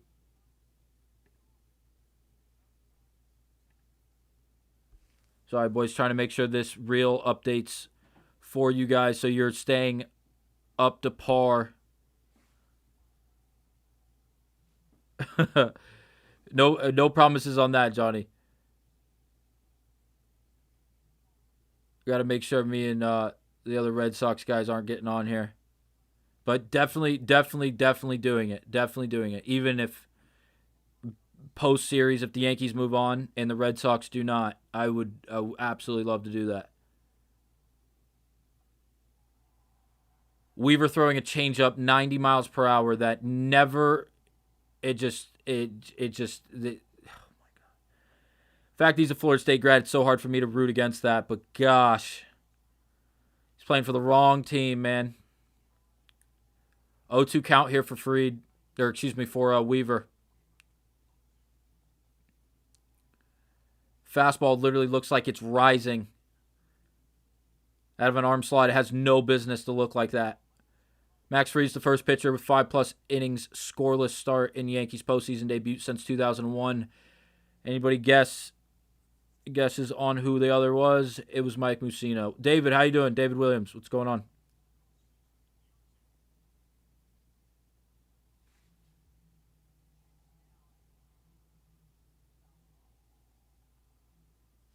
Yeah, the 90 mile per hour changeup is never going to sit right with me, and that's not even the craziest one. The 92 to 94 mile per hour slider that Scooble and Jacob Jacob Misarowski is throwing nowadays is just flat out ridiculous.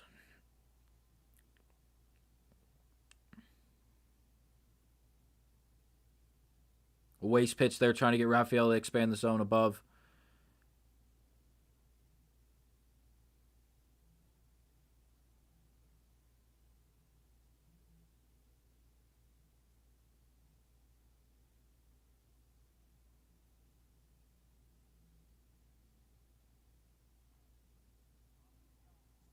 Got him to chase again above the zone. Will it carry foul? It will.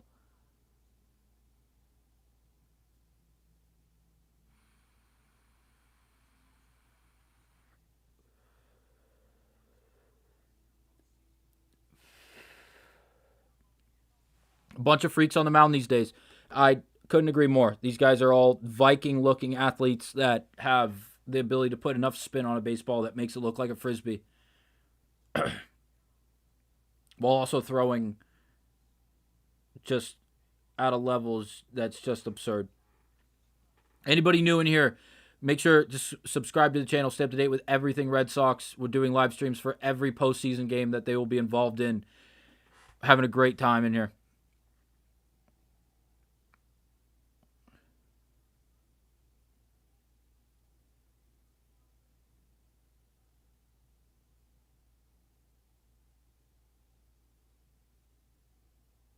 Rafeala staying alive, making some contact here, keeping the ball. Out in front of him. Good things happen when Ceddanee Rafeala pulls the ball when he pulls the ball in the air. So for him being a right-handed batter to pull the ball down the left field line and hitting it in the air, great things happen. Tattooed foul just outside the third base line.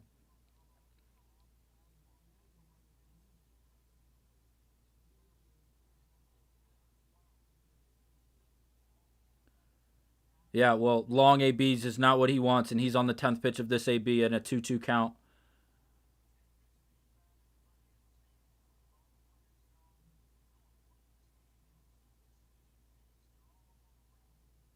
Good take by Rafeala. 3-2 count. Working it full, staying alive, being very, very pesky here in this AB. Excuse me. Did not mean to just burp into that mic. I apologize.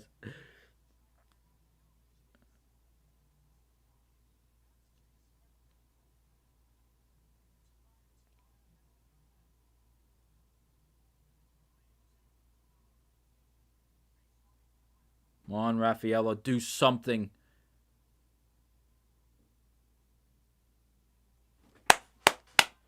Great AB from Ceddanee Rafeala. Works a walk. 12 pitch or 11 pitch AB. Works a walk against Weaver here. Awesome, awesome AB. With 1 out. Maybe we get some action on the base paths, get in the scoring position with less than 2 outs, and good things can happen. This game will just quickly turn into something that could possibly even get out of control. Someone in the pen warming up that is not Devin Williams. That is a good thing for the Red Sox.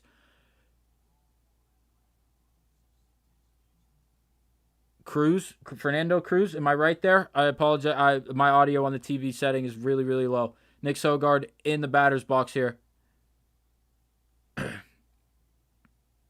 Someone that got called up when Peyton Tolley made his debut. Absolutely filth. It's just absolutely filth. It's so hard not to credit these guys. I know they're playing for the wrong team, but Jesus, the pitching has just been on another level today across the board. Not only in this game. Skubal was filthy. Williams was very, very good. Base hit. That's gonna move Rafeala to at least third. Safe at second. 2 runners in scoring position here for the Red Sox with just 1 out. Sogard outlandishly aggressive here in this game.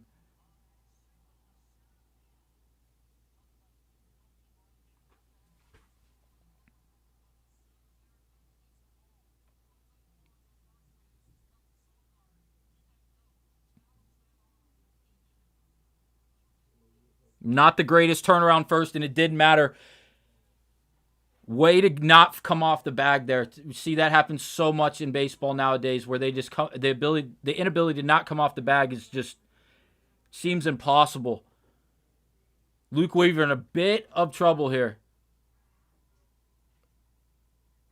Mound visit going on before he has to face Yoshida, who's going to pinch hit in this game. One of the hottest hitters for the Red Sox to close out the season. The hottest hitter for the Red Sox to close out the season.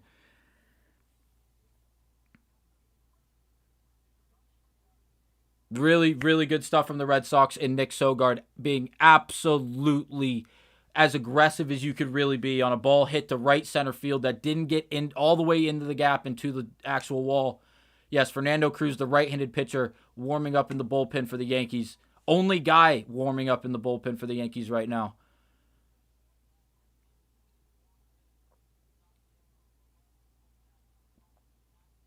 Aaron Boone has enough seeds in his mouth to fill a farm.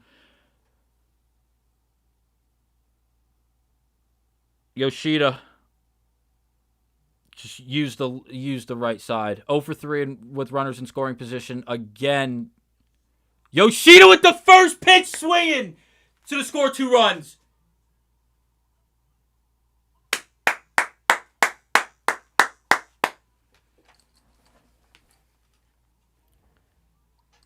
And just like that, Get on the base paths and move around them. Base hits work. They work. You don't have to live and die by the home run. Don't have to. Take what they give you.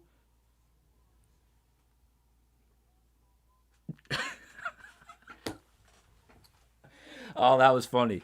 Crystal, that was funny. That was really funny. The hottest hitter on the team offensively in Masataka Yoshida comes into the game and delivers a 2-run single to take the lead in the top of the 7th inning. The offense is now working. The first hit with runners in scoring position in this game for the Red Sox, and it comes in no bigger moment as the pitching has done, and when I say that, I mean Garrett Crochet has done all he can to keep this Yankees offense at a minimal level.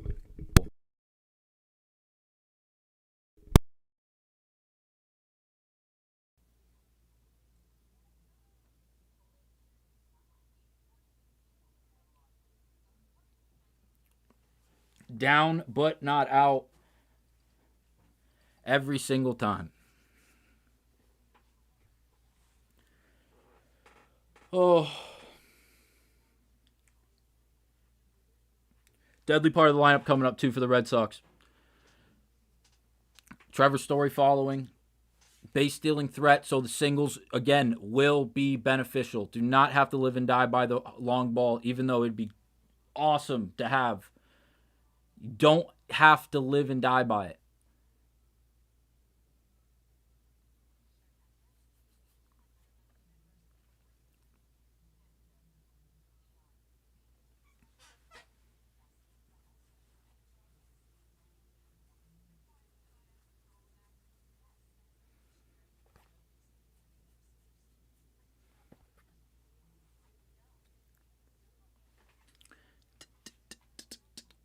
Reel is quicker than the actual game itself on YouTube TV, so it is a second ahead. Keep that in mind.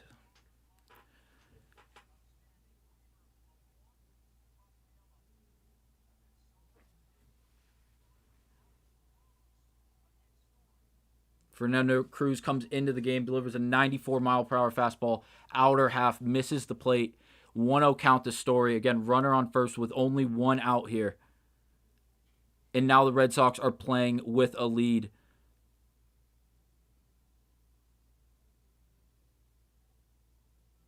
Great pitch by Cruz there. Actually dotting the fastball. Setting up a lot of pitches. Anything that's going to break either down or away is going to work. Even if it's a changeup down to the right, or if it's that slider away. And he goes with the slider away. 1-2 count for Story here. 1 for 3 on the night. He really has been the biggest offensive piece for the Red Sox if in the totality of things. So, really couldn't want anybody more in this spot, probably other than the dude on deck, and that's Alex Bregman. Bearing an ending inning double play that will happen in this inning.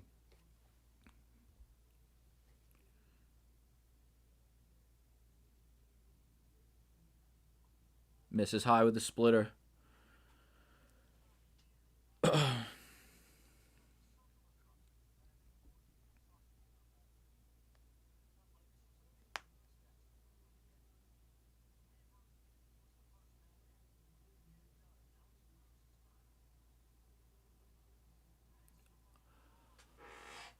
Story fans, 94-mile-per-hour fastball, inner half, over the plate.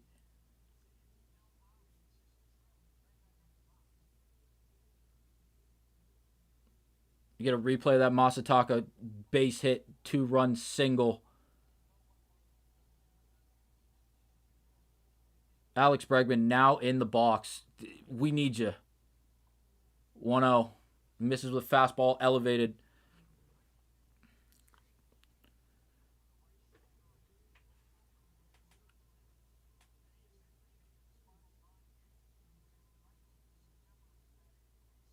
Big moment for Bregman here. Again, misses up with the fastball, 93 miles per hour. 2-0 for Bregman. So someone we've seen be very picky, especially in the early stages of the season where he resulted in major success.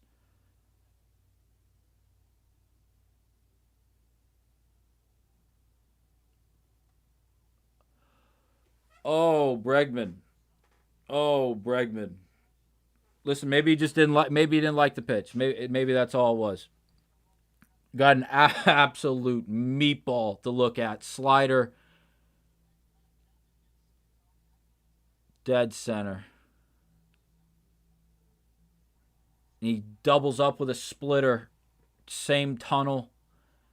Beautiful pitch. 2-2 count. Bregman takes time. Really, really big moment in this game. Feels like the Yankees are taking this as a win if they're able to get out of this, only giving up those 2 runs and only being down a single run because, again, only one swing of a difference.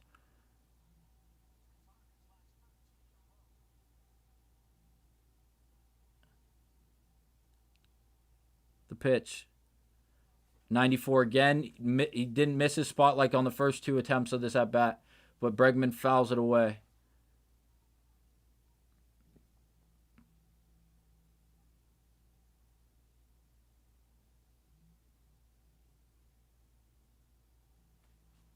Two count.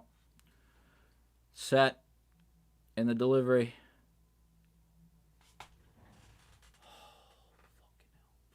Bregman just out in front of that looping breaking ball that hung over the plate. Pulled it foul. Now entering the 7th pitch of the AB. I really thought I was going to... Really thought that was didn't hook fair. Was abusively foul. Wasn't even remotely close. But off the bat, it looked good. Missed again with the 2-2 pitch. It's now 3-2.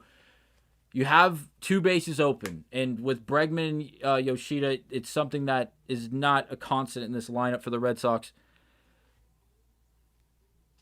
In the sense that they aren't big base stealing threats. But, again, inside ball 4. Yoshida to second. Bregman to first. Are they pinch hitting for Romy? Probably not. But it looked like the umpire stepped toward. It looked like the umpire stepped towards the Red Sox dugout and pointed in the sense of looking for confirmation. They are going to pinch hit for him, and Nathaniel Lowe, the acquisition the DFA pickup from the Washington Nationals, is now going to pinch hit. Big opportunity here for Nathaniel Lowe.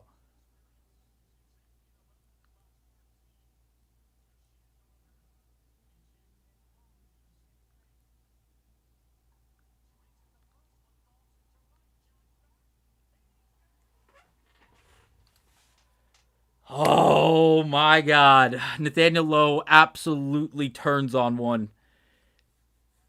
Would love to know the exit velocity on that. I'm actually going to show you guys 100 on the dot. 100 on the dot for Nathaniel Lowe, but it does not get out of the ballpark, does not get over Aaron Judge's head, who made a pretty good play in right field to keep that ball from hitting the wall and scoring at least 1, if not 2 runs.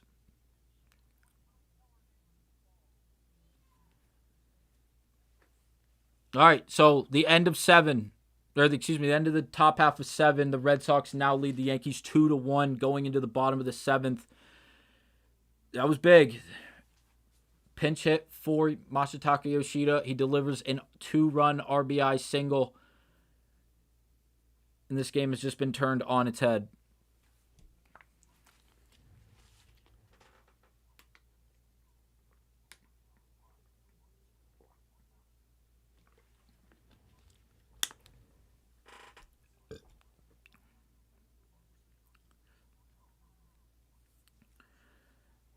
Yeah, Crochet's done a good job attacking these guys. He's lost control of a few at-bats, but once that happens, he really does go right at them. And that the cutter and the slider sweeper. How I hate that because now the initial term for the slider is just the sweeper, and there's a very small difference between the two in like from what I can see in the different times we see sweeper or the slider in the labeling.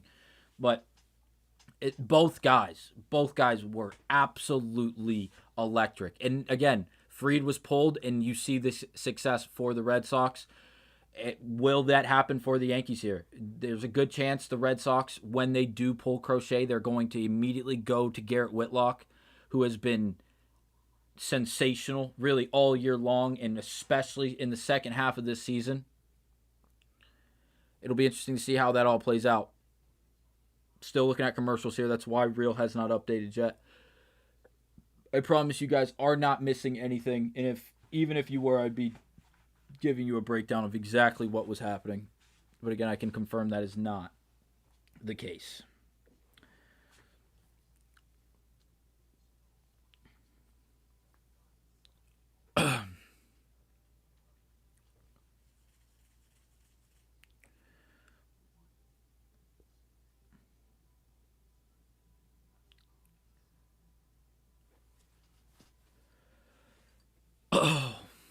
Really, really big at bat there from Masataka. That was awesome. The hottest hitter offensively. It was only a matter of time until he was going to get an opportunity to actually bat in this game, and it finally happened. And once it did, it was a great result. Again, something that we're getting used to in Boston, despite the early callings of having him traded and moved out, despite the contract and trying to move him and not having much of a trade really value, if you will, for Masataka, and still staying consistent in-house, not really approaching or even addressing those rumors and that speculation that was circulating online. And he's done nothing but get better, especially in the sense of offensive production, the stats that follow it. Looks like there is a pitching change in this game. Or excuse me, a defensive swap in this game. Nathaniel Lowe is now going to play first base, which means we have Romy was pulled, so who moved over? Let's see, mate. Story remains at short.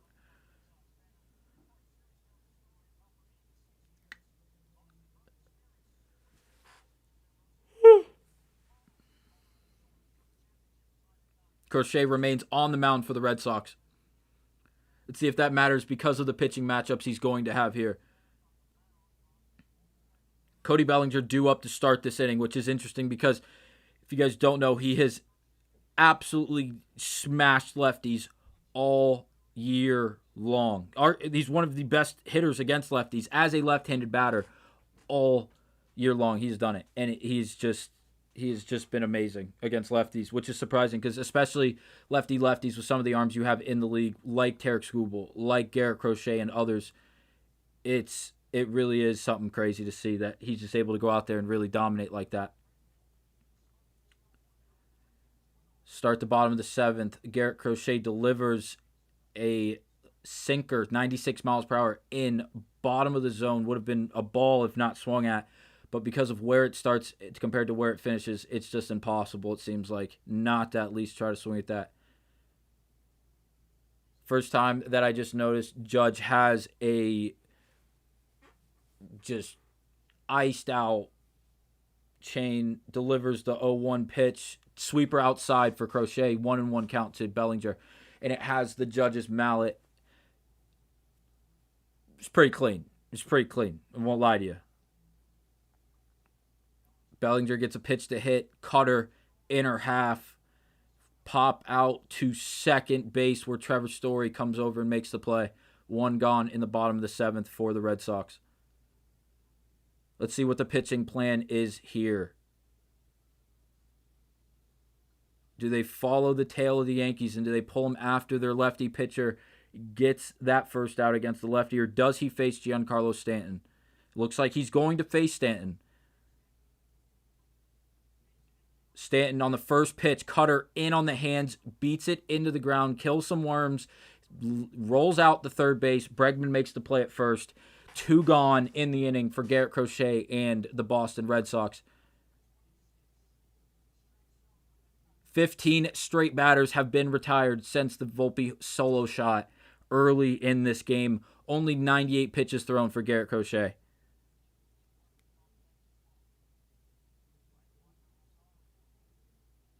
Switch. Can't believe Yoshida got a 2-run single. Yeah, he was the hottest hitter closing out the year for the Boston Red Sox. He's been phenomenal offensively in the sense of production. Rosario, hard hit ball to third. Bregman pick, throw, out at third. The quickest 1-2-3 you will see out of the 7th. Crochet is doing the thing. No one is even up in the bullpen for the Red Sox. Nearly left Cora hanging there, entering the dugout on the fist bump. He quickly recovered there and got home that fist bump. The boys are fired up. Things are working. Yeah, Crystal, you literally said that, and you literally couldn't have gotten a more perfect example of that in that inning. I couldn't agree with you, even if, like, in the sense of if I was rooting for either team, if this was for the Red Sox either. Because I've been mad at Yoshida in the month of August and early September for grounding out all the same time to short and second base. You and I both. It felt like every time he walked into the batter's box, you knew nothing was going to happen but weak contact to second base in a rollover fashion, and that was going to be it. And you're going to see him doing his little waddle of a run down the first baseline to get thrown out at first. You're not alone. I promise you, Switch. You're not alone. I might have mentioned it before you got in here, but I mentioned it, how there was a lot of conversation, especially online, about how a lot of Red Sox Nation would have been totally okay with seeing him moved at the deadline for absolutely anything, and possibly even packaging him in as a complimentary piece for a big-name pitcher. Obviously, that did not happen. We're not going to talk about the deadline. If the Sox take this game, it's solely because Crochet has 100 through 8. Yeah, that's definitely a major contributing factor. No one's up in the bullpen for the Red Sox. It looks like he's going to continue to throw. He's going to continue until this does not work. So Jazz Chisholm is going to be placed at second base and will finish this game for the New York Yankees. He's the defensive substitution for Rosario at second. So the Yankees add another left-handed bat with great pop and plus side speed. Devin Williams has entered the game for the New York Yankees, and he has been pretty good. His last 9 appearances, 9 innings, 0 earned runs, 5 hits, 12 Ks. And now it's Bregman and Duran who are in a slump, and Yoshida is basically hitting everything. Switch, you're 1,000% right. 1,000% right. We need Duran. I know Bregman would do a lot, but Duran, it feels like every time he touches a baseball and he hits it harder than 65 miles per hour off the bat, it ends up being 2 bases. And if it's not 2 bases, he's moving. Crystal's a diehard Yankee, and he has no faith in Devin Williams. Okay. We'll see how this goes. He's down 2-0 early to Narvez.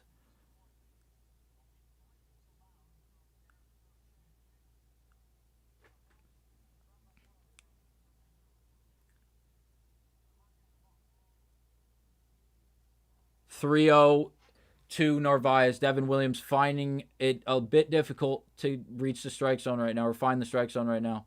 Narvaez doing a great job. Already has 2 walks in this game, 0 for 1 in this game in his 4th AB due to those 2 walks. 3-0. Does he have a green light? No, he does not. He walks him on 4 pitches. And Carlos Narvaez. Is the umpire warning fans? What?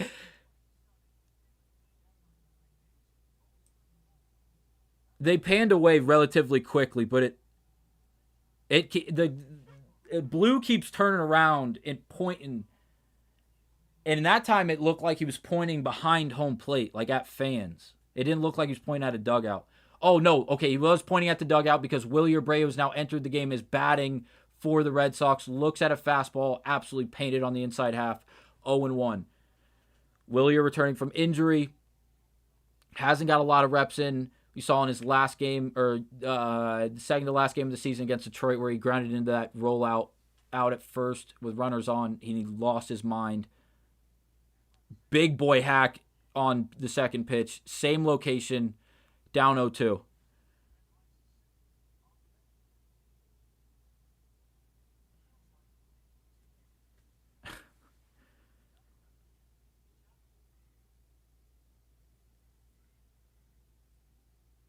Will, you're down 0-2. Can he protect here and get something good for the Red Sox? Devin Williams misses bad with a pitch. Wells does a good job not losing it and allowing that runner to advance. What switch away? Dude, I've watched Duran swing at pitches that literally hit the plate for strike 3. It pains me so badly. Yeah, the first AB with runners second and third, 2 outs. He was up 3-0 and then didn't swing at a pitch until it was 3-2. And then the pitch he swung at was 3 inches above the strike zone. It was a sweeper. Williams, really, really, really well thrown 86 mile per hour changeup down. Gets a pop up from Willie Abreu. Inside out swing just over the third base line. 1 away for the Yankees in the top of the 8th inning.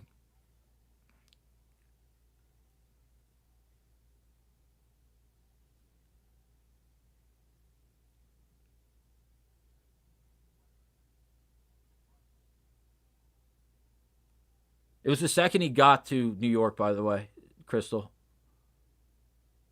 There's a reason they moved. There's a reason they traded for him. It's because he was gross, and he had the best pitch in baseball. It was that changeup. Arguably the best pitch in baseball. Duran up 1-0 right now in this count. Let's see if he can be productive here. Anything in the gap is 2 bases.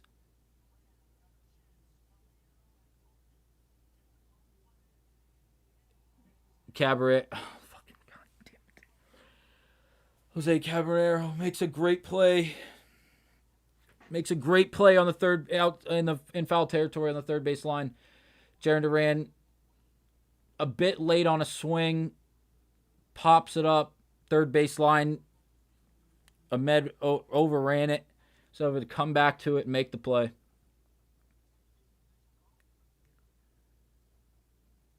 Yeah, and then Clay Holmes leaves the Yankees and turns into the ace of the Mets.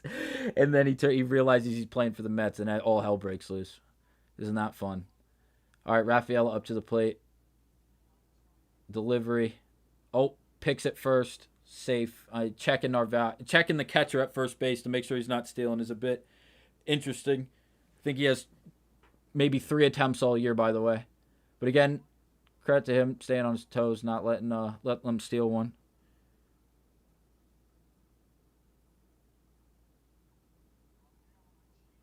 Rafeala got absolutely jammed on an 84 mile per hour changeup in. Great swing. He pulled the ball in the air, but again, not much you can do with a pitch thrown. That's going to hit you in the knuckles. Red Sox go down quietly. I know. Duran's 0 for 4. It's bad. I know. It's so bad. And his base hits feel like so much more. His base hits feel like so much more. It doesn't even. We don't even need him to hit home runs. Like, it's awesome when it happens. You're 100% right, Crystal. You're 100% right. You're 100% right. I just think it's funny because Narvez might be slower than Yoshida.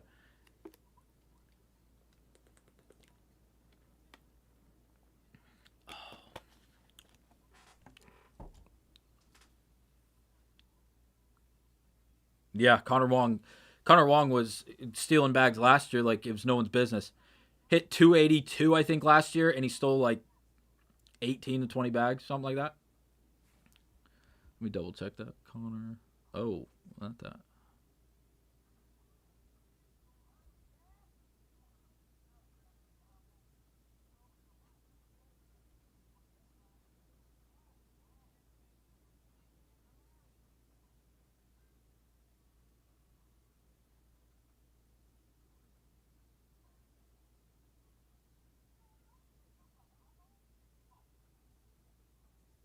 Ba-dum-bum-bum-bum.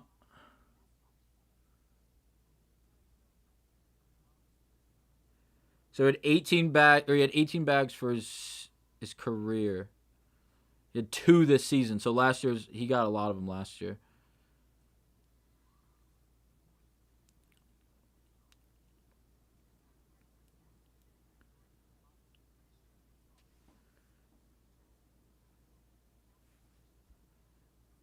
Yeah, Connor Wong was a hard watch this season.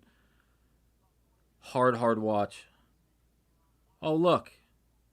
Shohei Ohtani. That's the greatest baseball player you'll ever watch. I'm telling you right now. He's not a real human being. He was made in a lab. Garrett Crochet's on the mound for the Red Sox. Here we go. Here we go.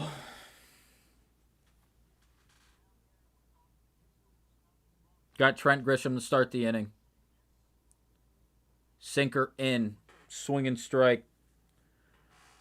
101st pitch for Garrett Crochet in this game. Total line up to this point, 7 innings, 3 hits, 1 run. It was earned on the home run by Volpe. No walks, 9 Ks.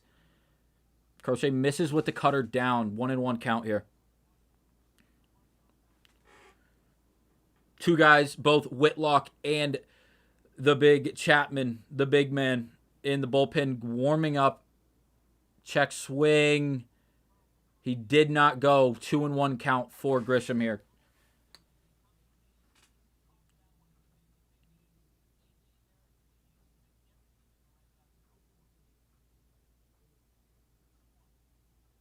Two-one. Sinker. Looked like the slider until it didn't. And when it didn't, it was in his glove.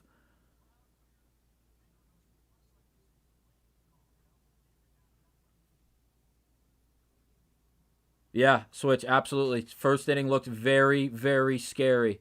And then he realized who he was. And he went right back to being an absolute monster. Strikeout number 10 for Garrett Crochet. 1 away from tying the Red Sox record for debuts in the playoffs. Will they go away from him here now that he got through the lefty and he's at 105 pitches? Or do they allow him to just keep on working?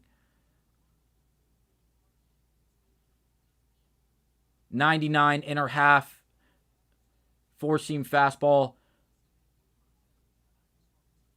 What a pitch. Volpe, don't shake your head, man. You're not getting another pitch on the outer half of the plate. Volpe down 0-1 here. Crochet went inner half with a cutter. Got a great spot. It was a strike. Yes, he did go. Down 0-2 early, the Volpe, not seeing anything on the outer half of the plate. Not sure if he has seen... I would like to do it now, but I can't without really just taking too long. I don't know if you've seen a pitch on the outer half since that home run. Everything has been inner half. Narvez again set up inner half on that pitch. He missed high 1-2 count for Volpe.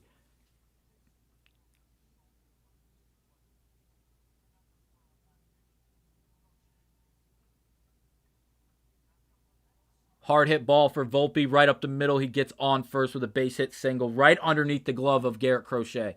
Just underneath the glove of Garrett Crochet. So Crochet sits down, 16 or 17 in a row, and then gives up a base hit to the same guy who's the only guy to make any noise really since the first inning.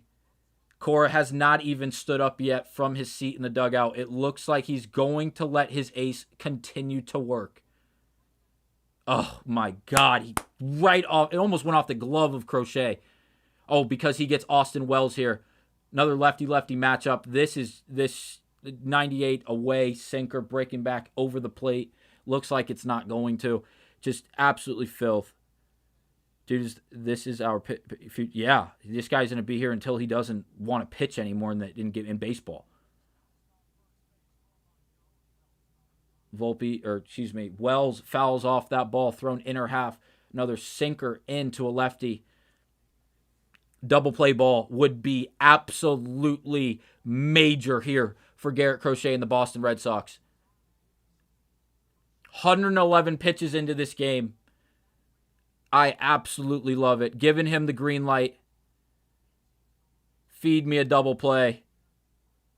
Foul ball, 99, up and in. Velocity is still very much there for Garrett Crochet.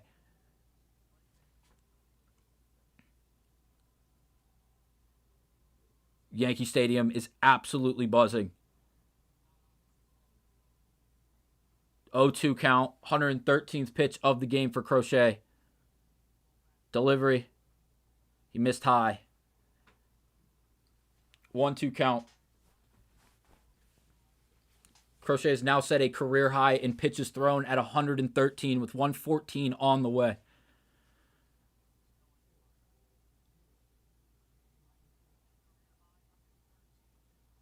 He checks first because Volpe's doing jumping jacks.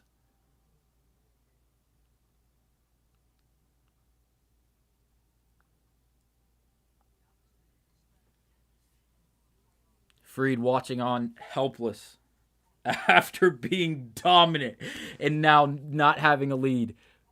Volpe takes off. Wells way out in front of a slider and pops it foul. Volpe had the greatest jump in the history of jumps.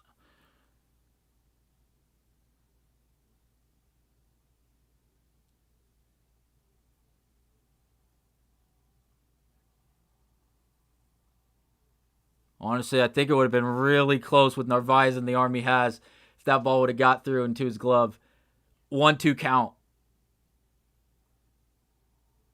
Oh my God. Whoa, oh my. Oh, blue. He got a sliver of the plate. Credit to Wells for not swinging.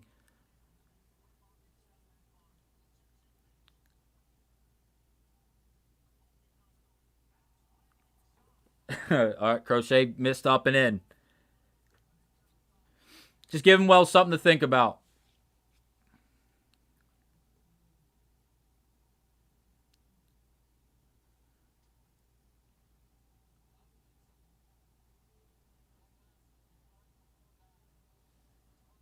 Wells done a good job. Another mound visit. Players only. No pitching coaches. No pitching staff, I should say. Bregman, the guy is the guy talking in that mound visit. It's not Narvaez. It's not Crochet. It's Alex Bregman.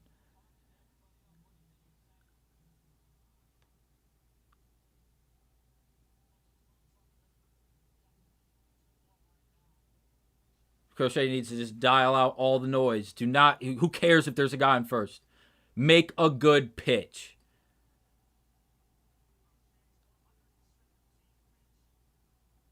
Got him looking. Yeah! K looking for Crochet. 11th of the night. Absolutely dot of a pitch. Wells didn't even think about swinging. Volpe never left on a full count. They didn't run. What a major swing there. What a great job by Wells being an absolute tank there. Smiles, handshakes for Crochet, a smack on the ass for Alex Cora, and he walks off like Randy Johnson.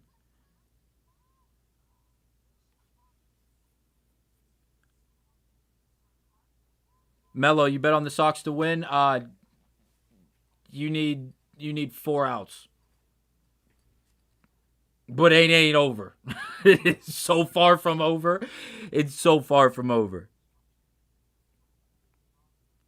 Also, not into baseball. This is the best time to be into baseball. I mentioned it earlier. It is the best time of the year. College football, NFL football, hockey is starting, and you have baseball in the absolute prime of time, the most prime time ever. You're walking into October. It is the best time for baseball.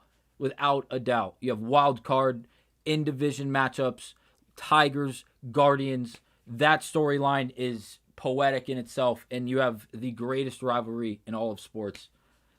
Yeah, it's the best. With that being said, we will be live streaming all of these games on this channel, so subscribe if you'd like to do this again, like tomorrow.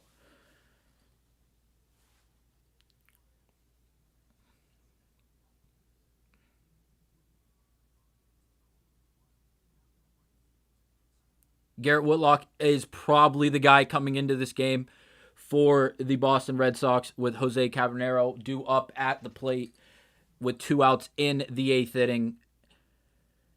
Assuming Chapman will then come in for the 9th and close the door. It was a strike. It didn't rely on the frame. It was over the knees. It was a damn good pitch, and it was great execution by both Narvez, Alex Bregman, and especially Garrett Crochet.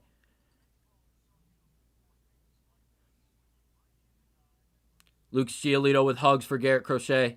Giolito, actually, we got news today that he won't be back for the rest of the season. Oh, Aroldis Chapman's in the game. Okay, so we're just going to go closer from... Okay. Chapman needs 4 outs. He's first in ERA, whip, offensive batting average, and expected ERA. I believe that was 3rd. This guy has been absolute doors all year long.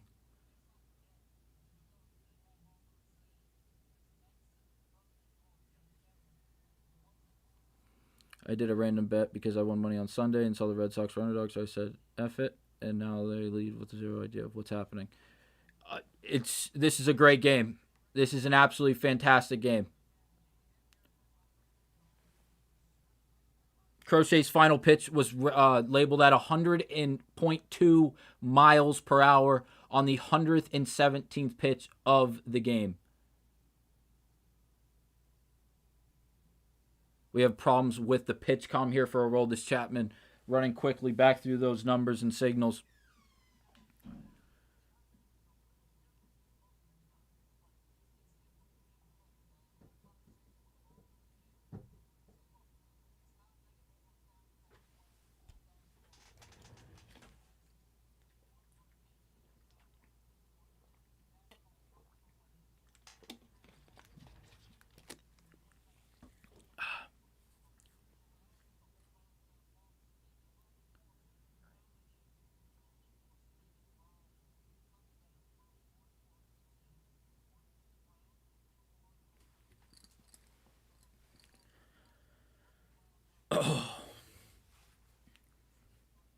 All right, here we go. Pitchcom has been resolved.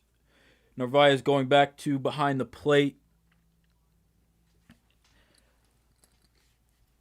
Mello, Red Sox up 2-1, bottom 8, 2 outs, 4 outs to close.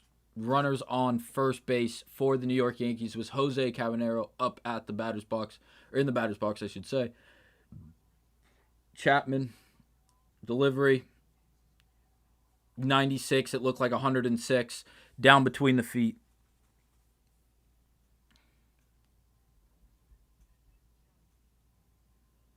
Nine, 1, and 2 due up for the Yankees. So, Yankees will have Judge to have another at bat in this game, regardless of how this ends. Volpe doing everything he can to just be an absolutely annoying child on first base. Results in a pick off attempt at first. Wasn't remotely close, but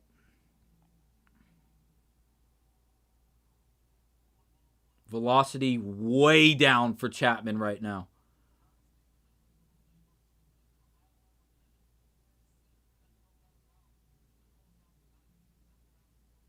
It did. Crystal, it did, dude. He spiked it. It looked like...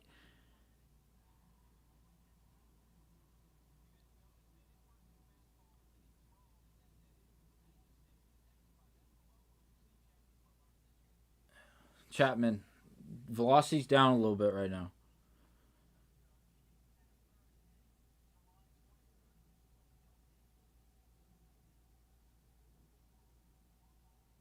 Missed the up and away just barely with 96. 2-1 for Jose Cabanero.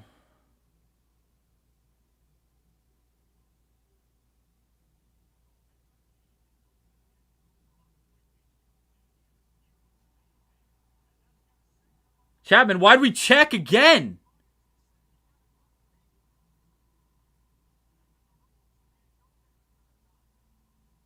Cuban, the switch, you're 100% right. Could you imagine being hit by 105 from the Cuban missile? I couldn't. It would hurt like it would hurt really bad. But Aroldis Chapman just checked Volpe for the third time and failed to get him, so he was moved to second base. 2 outs, runner on second, 2-1 count for the Yankees here. Aroldis Chapman on the mound for the Red Sox. Really need him to settle in here and get back to looking like Aroldis Chapman of this season.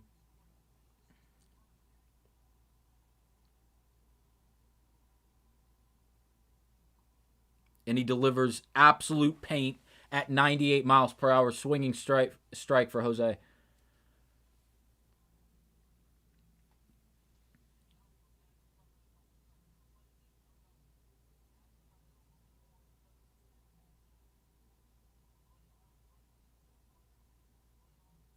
Abreu's in right field, by the way. He's no longer Ref Snyder. So there is a cannon in right. 2-2 count.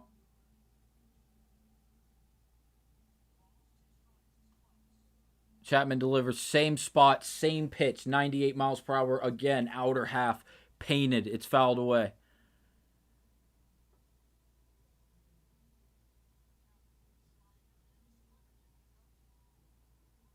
No off speed yet for Chapman of any sort. Splitter, slider.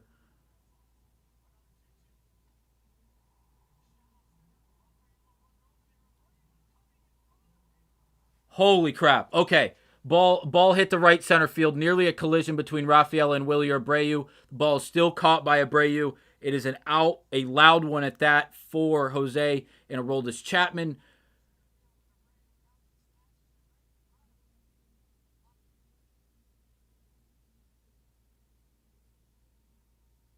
Rafeala's looking around like Crochet's about to have a panic attack in the dugout.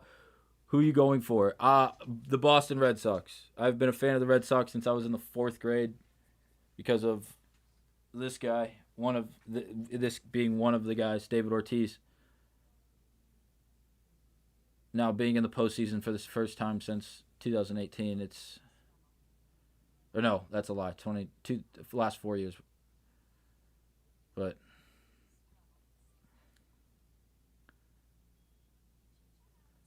yeah, go Boston.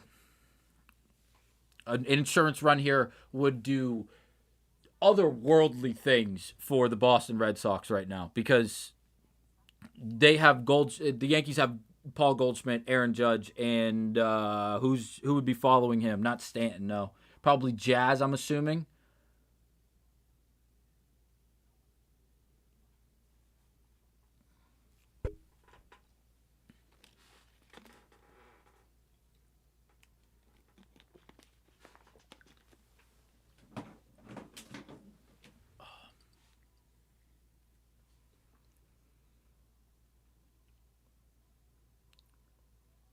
Yeah, this is huge. Yeah, the Red Sox are awesome. The Red Sox have been awesome forever. Especially when there's real competitive rivalry. Oh, God, no, it's not comfortable. I wouldn't be comfortable if we were up 4-1. That's not true. With a roll this on the mound, I'd be comfortable at 4-1. But, like, it's the same idea. Like, need more. Not with Aaron Judge and Paul Goldschmidt, two right-handed hitters who are very, very good at what they do. Crystal, why did you have to point that out?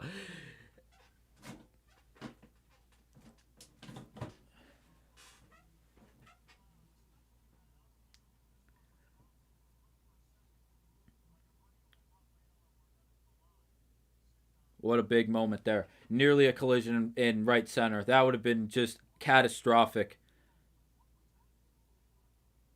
David Bednar gets the call here in the top of the ninth. Not really something I anticipated for the Yankees. But again, they just threw Williams. What were they going to do? They had to go to another high leverage guy. Nick Sogard up 1-0 in this count. Looks at a curveball, belt high, middle, 1-1 count here. Sogard, honestly, one of the more productive pieces tonight for the Red Sox, if not the most. Single and a double and a run scored.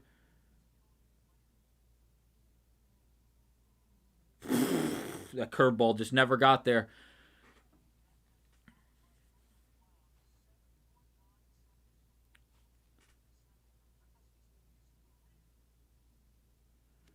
Yeah, I can't believe the Blue Jays have been as dominant as they have been. It's not that they could do it because they had the talent, especially in the top half of that lineup. But like Ethan Lucas, like uh, who's the other cat they got now? Varsho.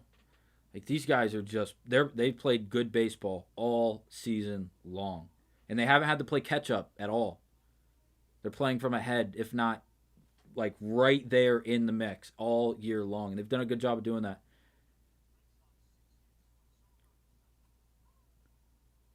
Sogard goes down looking on a good pitch down, really just over the plate, but down, catches the bottom of the zone, 98 miles per hour for Bednard. Sean, how am I feeling? I'm feeling great, but I need another run. I need another run. I need it bad. I need it really bad. Chapman's velocity's way down right now. He hasn't thrown a breaking ball yet, but it's still 95, 96 is not Chapman. I need that 98 to 105, please. Need more. Need more. Need more. Need more. And this is the guy to do it. Masataka Yoshida. Down 0-1. Now even after looking at a 95 mile per hour splitter. I thought the point of off speed was it for it to be off speed.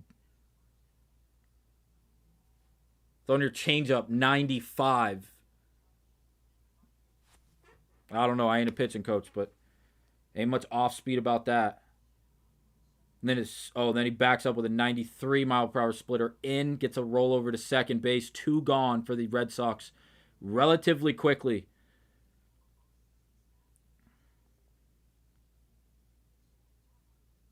It's tough. It's really, really tough. Need runs here. Like a run.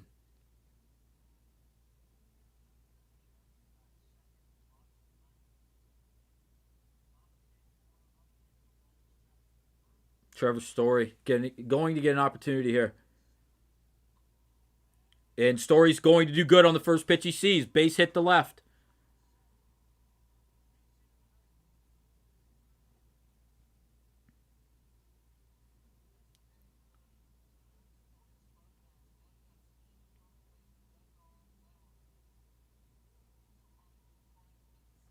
We know Story on the base paths. He's been lethal all year long. 30 of 30 to start the year.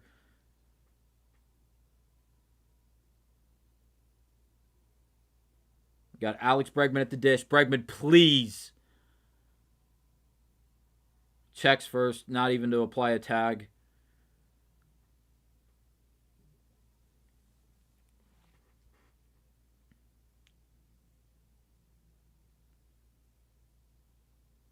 Come on, Bregman.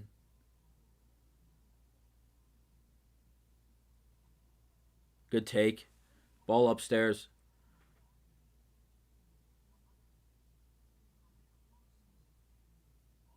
'100th career postseason game for Alex Bregman here. Credit to the broadcast for that one. Didn't know that off the top of my head. Story with a good lead at first. Diving effort back. He is in there.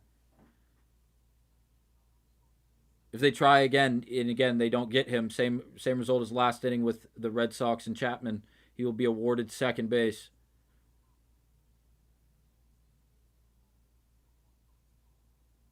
Bregman, please, Bregman. Bregman gets a fastball to hit, pops it up, foul. 1-1 count.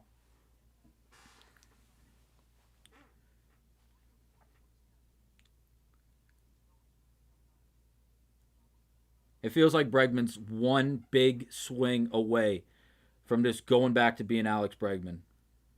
And that is so needed right now for the Red Sox. Story goes, ball outside. Safe at second base. Jazz Chisholm was running off the field because, well, he's only there to be part-timer. I think he was in there. That left hand looked like it got over the bag before the tag was applied. In there! Also, elite level job not coming off the bag for Trevor Story.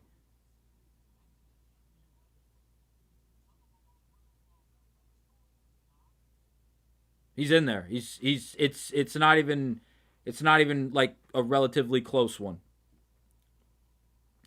Trevor Story's going to have a stolen bag here. Mr. Wade, let's go Sox. Yes, sir.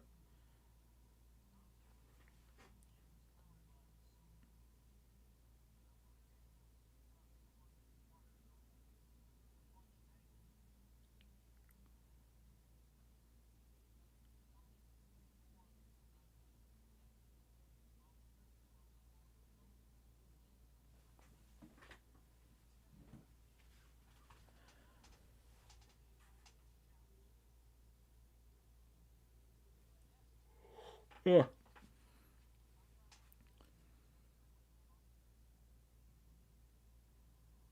Play on the field will stand. Runner is safe at second base.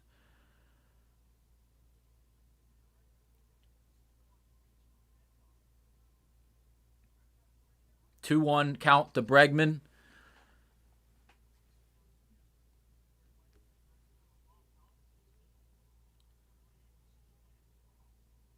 Oh, a generous call. Jarrett, very, very generous call for David Bednar and the Yankees. 2-2 count.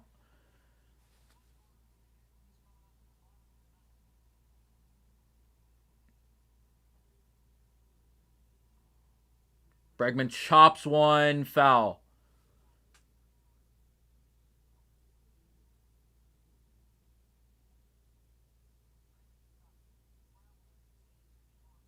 Bregman also having a flu game right now. He's been playing under the weather. He's been under the weather for the last 2 days or so.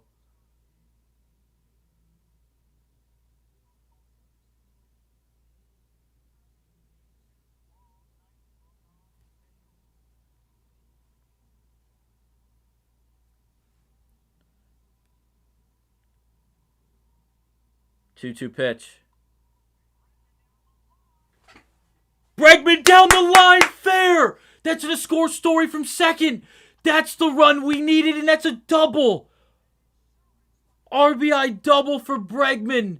103 off the bat, a 3-1 lead for Boston.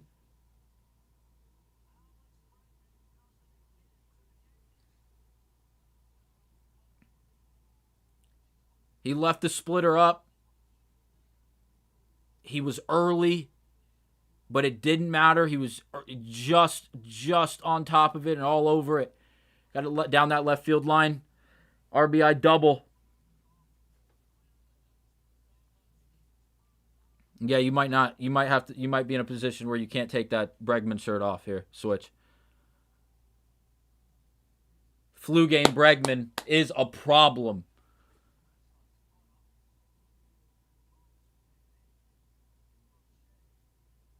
Yankees going to the bullpen here. Tim Hill.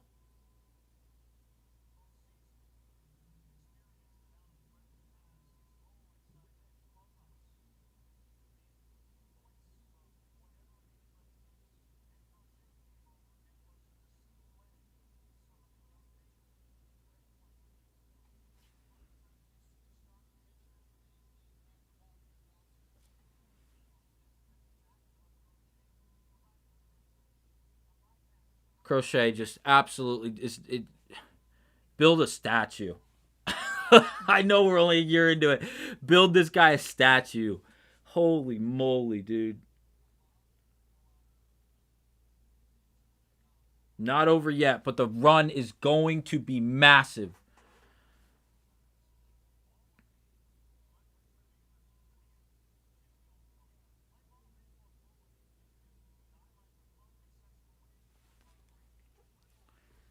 You guys do remember we are doing this again tomorrow. If you guys want to watch along with us again tomorrow, Switch, it was a pleasure. Again, if you want to watch again tomorrow, just like I was saying, join back in. We will be here for, yep, see you tomorrow, bet.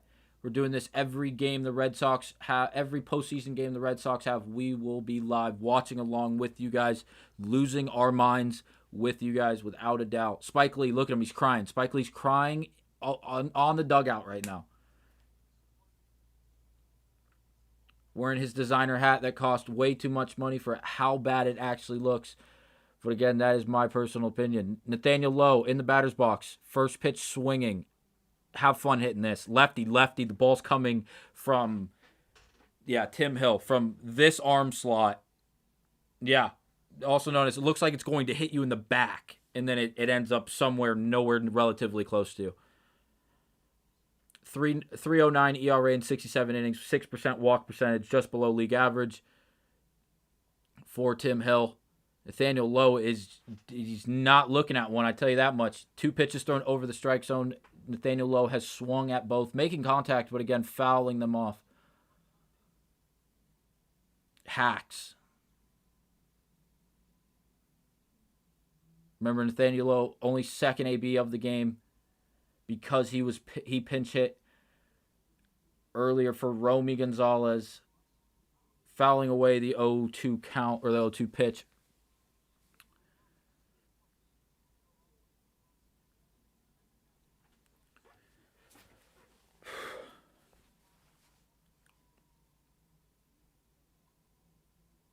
Nathaniel cracks one to left center.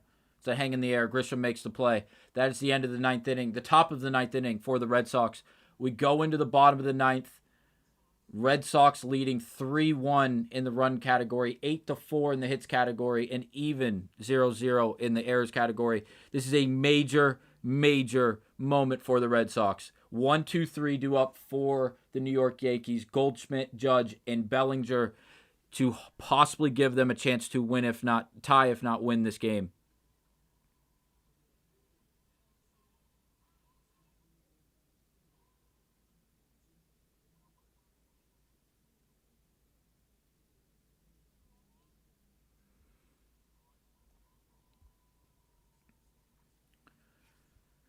Red Sox 3 outs away, guys. 3 outs away.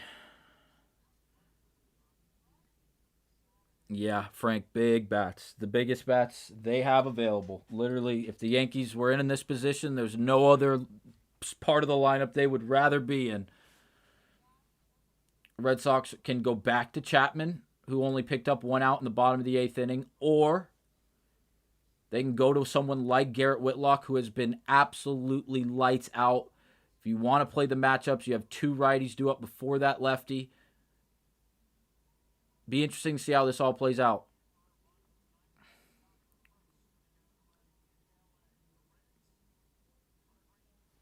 Yeah, that run offers a bit of comfort. Yes, that was the biggest thing going into the 9th. We were preaching in this channel. We needed a run of comfort. We needed just one, so it's not Judge hitting that 2-run shot to win it, bearing a wild pitch and plunking someone, or just something sporadic happening. So Chapman is going to stay on the mound. He's thrown 6 pitches through gathering that 1 out in the bottom of the 8th. It is now the bottom of the 9th. 1-2-3 due up for the New York Yankees. And this is going to be cinema. It's been cinema the entire time. But this is for everything right here. It feels like Game 7 of the Fall Classic. It's Game 1 of the Wild Card. There's nothing better than baseball.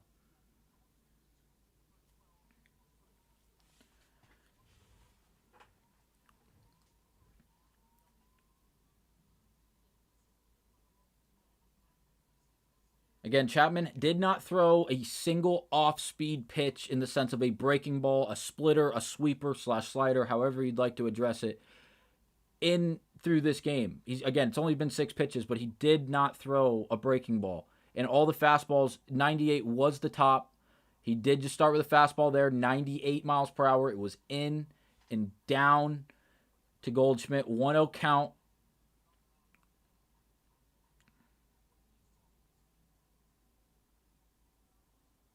Set.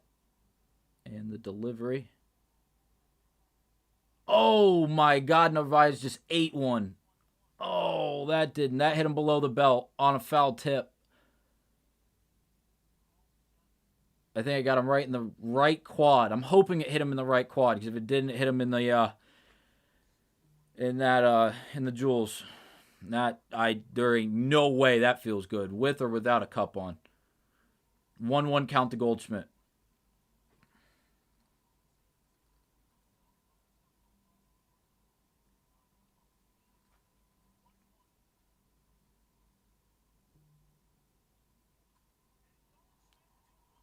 1-1, ball hit the right field, single for Goldschmidt. First breaking ball thrown by Aroldis Chapman. The slider below the zone, just up enough.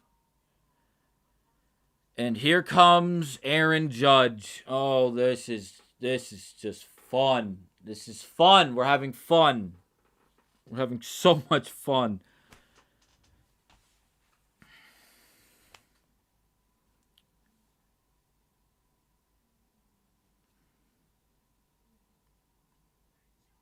Judge hits the first ball he sees, which was the first pitch thrown over 98 for Chapman. Right up the middle, first and second with no outs. The winning run is at the plate.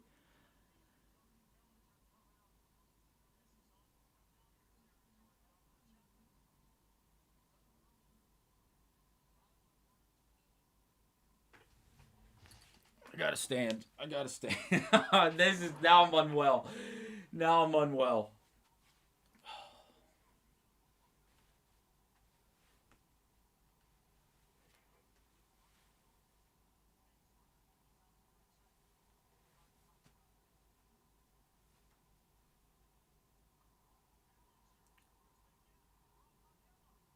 The ball's gonna fall. First pitch swinging again. Ball drops into left center. Runners, bases loaded with no outs.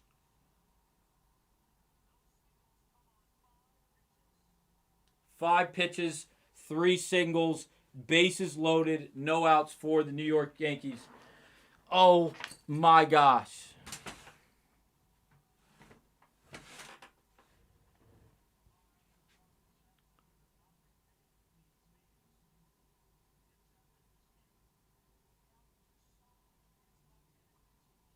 Just inside out swing. Just got down. We got a pitching visit real quick on the mound. Ground ball double play would be just absolutely phenomenal. There is no one warming in the pen. They're going down with Chapman on the mound if that's the way this plays out for the Boston Red Sox. They're just going to let the... Oh, fuck. All right, well, Giancarlo Stanton's at the plate. You have no open bases. New York Yankees Stadium is absolutely buzzing.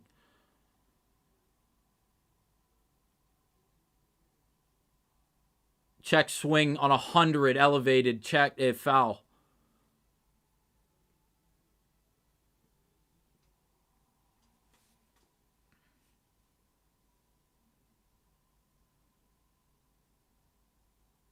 Oh, 1 pitch to Stanton.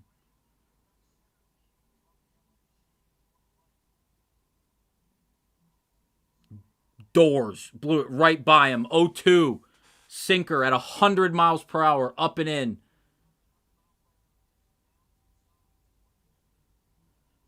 This is big, boys. This is a really big out if you can get it.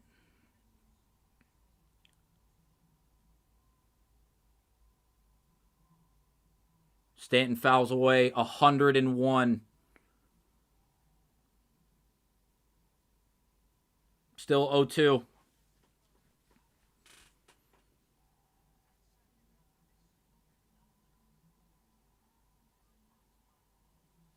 Stanton calls time. Oh, this is huge, boys.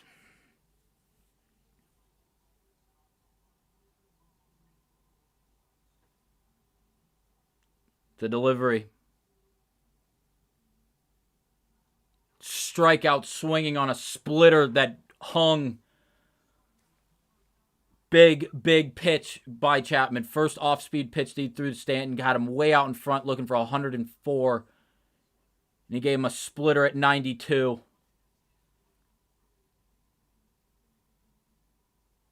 Good pitch. It was a scary location, but it was a damn good pitch. Jazz Chisholm due up. Lefty. First pitch swinging, 100 down and away. Crazy he even got to that.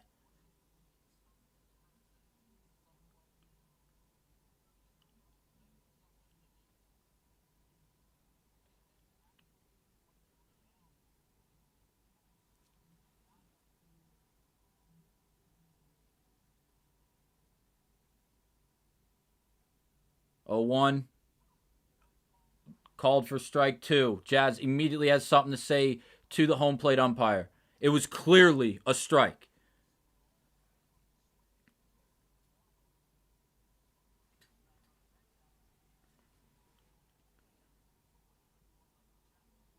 I love that Jazz was able to get out of Miami and become something. It's just, he's the enemy. Chapman, the 0-2. Same exact spot, same exact pitch. 101, outer half, on the black. Fouled away by Jazz. Absolutely colossal at bat here. Every pitch is absolutely massive.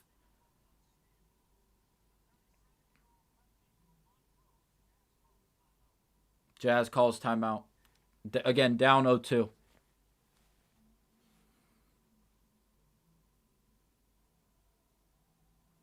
I'm assuming Chapman, again, goes away from Jazz. He hasn't done anything to make him think he's going to give him anything remotely close to inner half. Jazz pokes one to right field. Willier's there, makes the catch. Do they send Goldschmidt? They do not. The throw was not exactly on line, but the Jazz does not get the job done. Aroldis Chapman looking for the Houdini. Bases loaded on 5 pitches, 3 singles. It is now 2 outs, bases loaded. No runs have scored for the New York Yankees. Trent Grisham is up in the batter's box. He is 0 for 3 tonight with 3 Ks. Credit Garrett Crochet for all of those because he is an absolute monster. First pitch to the AB. Delivery. Just missed up with 101. 1-0. This is big.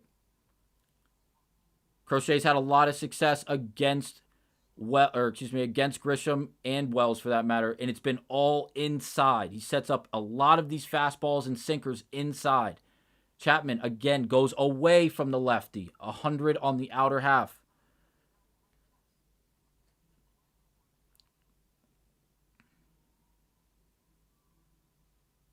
One and one count.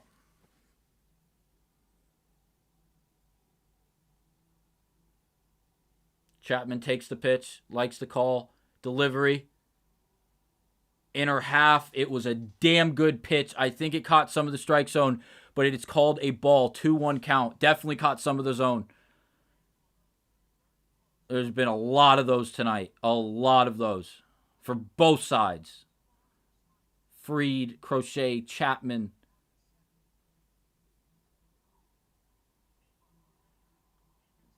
Trent Grisham just kind of pulled away from it because it looked like it was going to hit him. Slider over the plate, called strike 2. Absolutely gross pitch. Lefty. I don't know how anyone even stands in the box against Chapman. 2-2 pitch. Bases loaded. 2 outs. Bottom of the 9th. Winning run on first base for the New York Yankees. Down to their final strike. Is the best closer in baseball. Do it again. He got him! Let's go! Aroldis Chapman doors. That's game 1. Boston takes game 1 in New York. 3-1. What a win. Start to finish. That was awesome. Chapman comes in 3 singles on 5 pitches to load the bases with no outs in the bottom of the 9th, and he gets the job done. Absolutely stellar game from start to finish for both sides. Max Fried was phenomenal. Crochet was the player of the game without a doubt, and Chapman returned to being Chapman. Absolutely phenomenal game. We will do this again tomorrow night for game 2 of the wild card. Make sure to tune in. Subscribe to the channel to make sure you see whenever we post any YouTube videos, shorts, and go live for these big games. We'll be here every time the Red Sox are in a big, or any playoff game for that matter. And now that we're in October, there should be a whole lot of them. Great pitch from Chapman up and into the lefty. Had no chance catching up to 101. Thank you guys for watching. I'm going to wrap this up now. That was an absolute pleasure. That Red Sox up 1-0 in the wild card round. It's going to be a blast. This whole series should be absolutely phenomenal from here on out, just like Game 1. But again, tomorrow night we will do it all again. Game 2 is at what time? What time is Game 2 at? Let's see. Game 2 is tomorrow at 6:08. The same exact first pitch time. So again, it'll be me plus maybe a few others, and we're going to have a good time watching this game. Thank you guys again for hanging out with me, and I'll see you guys the next time we do this tomorrow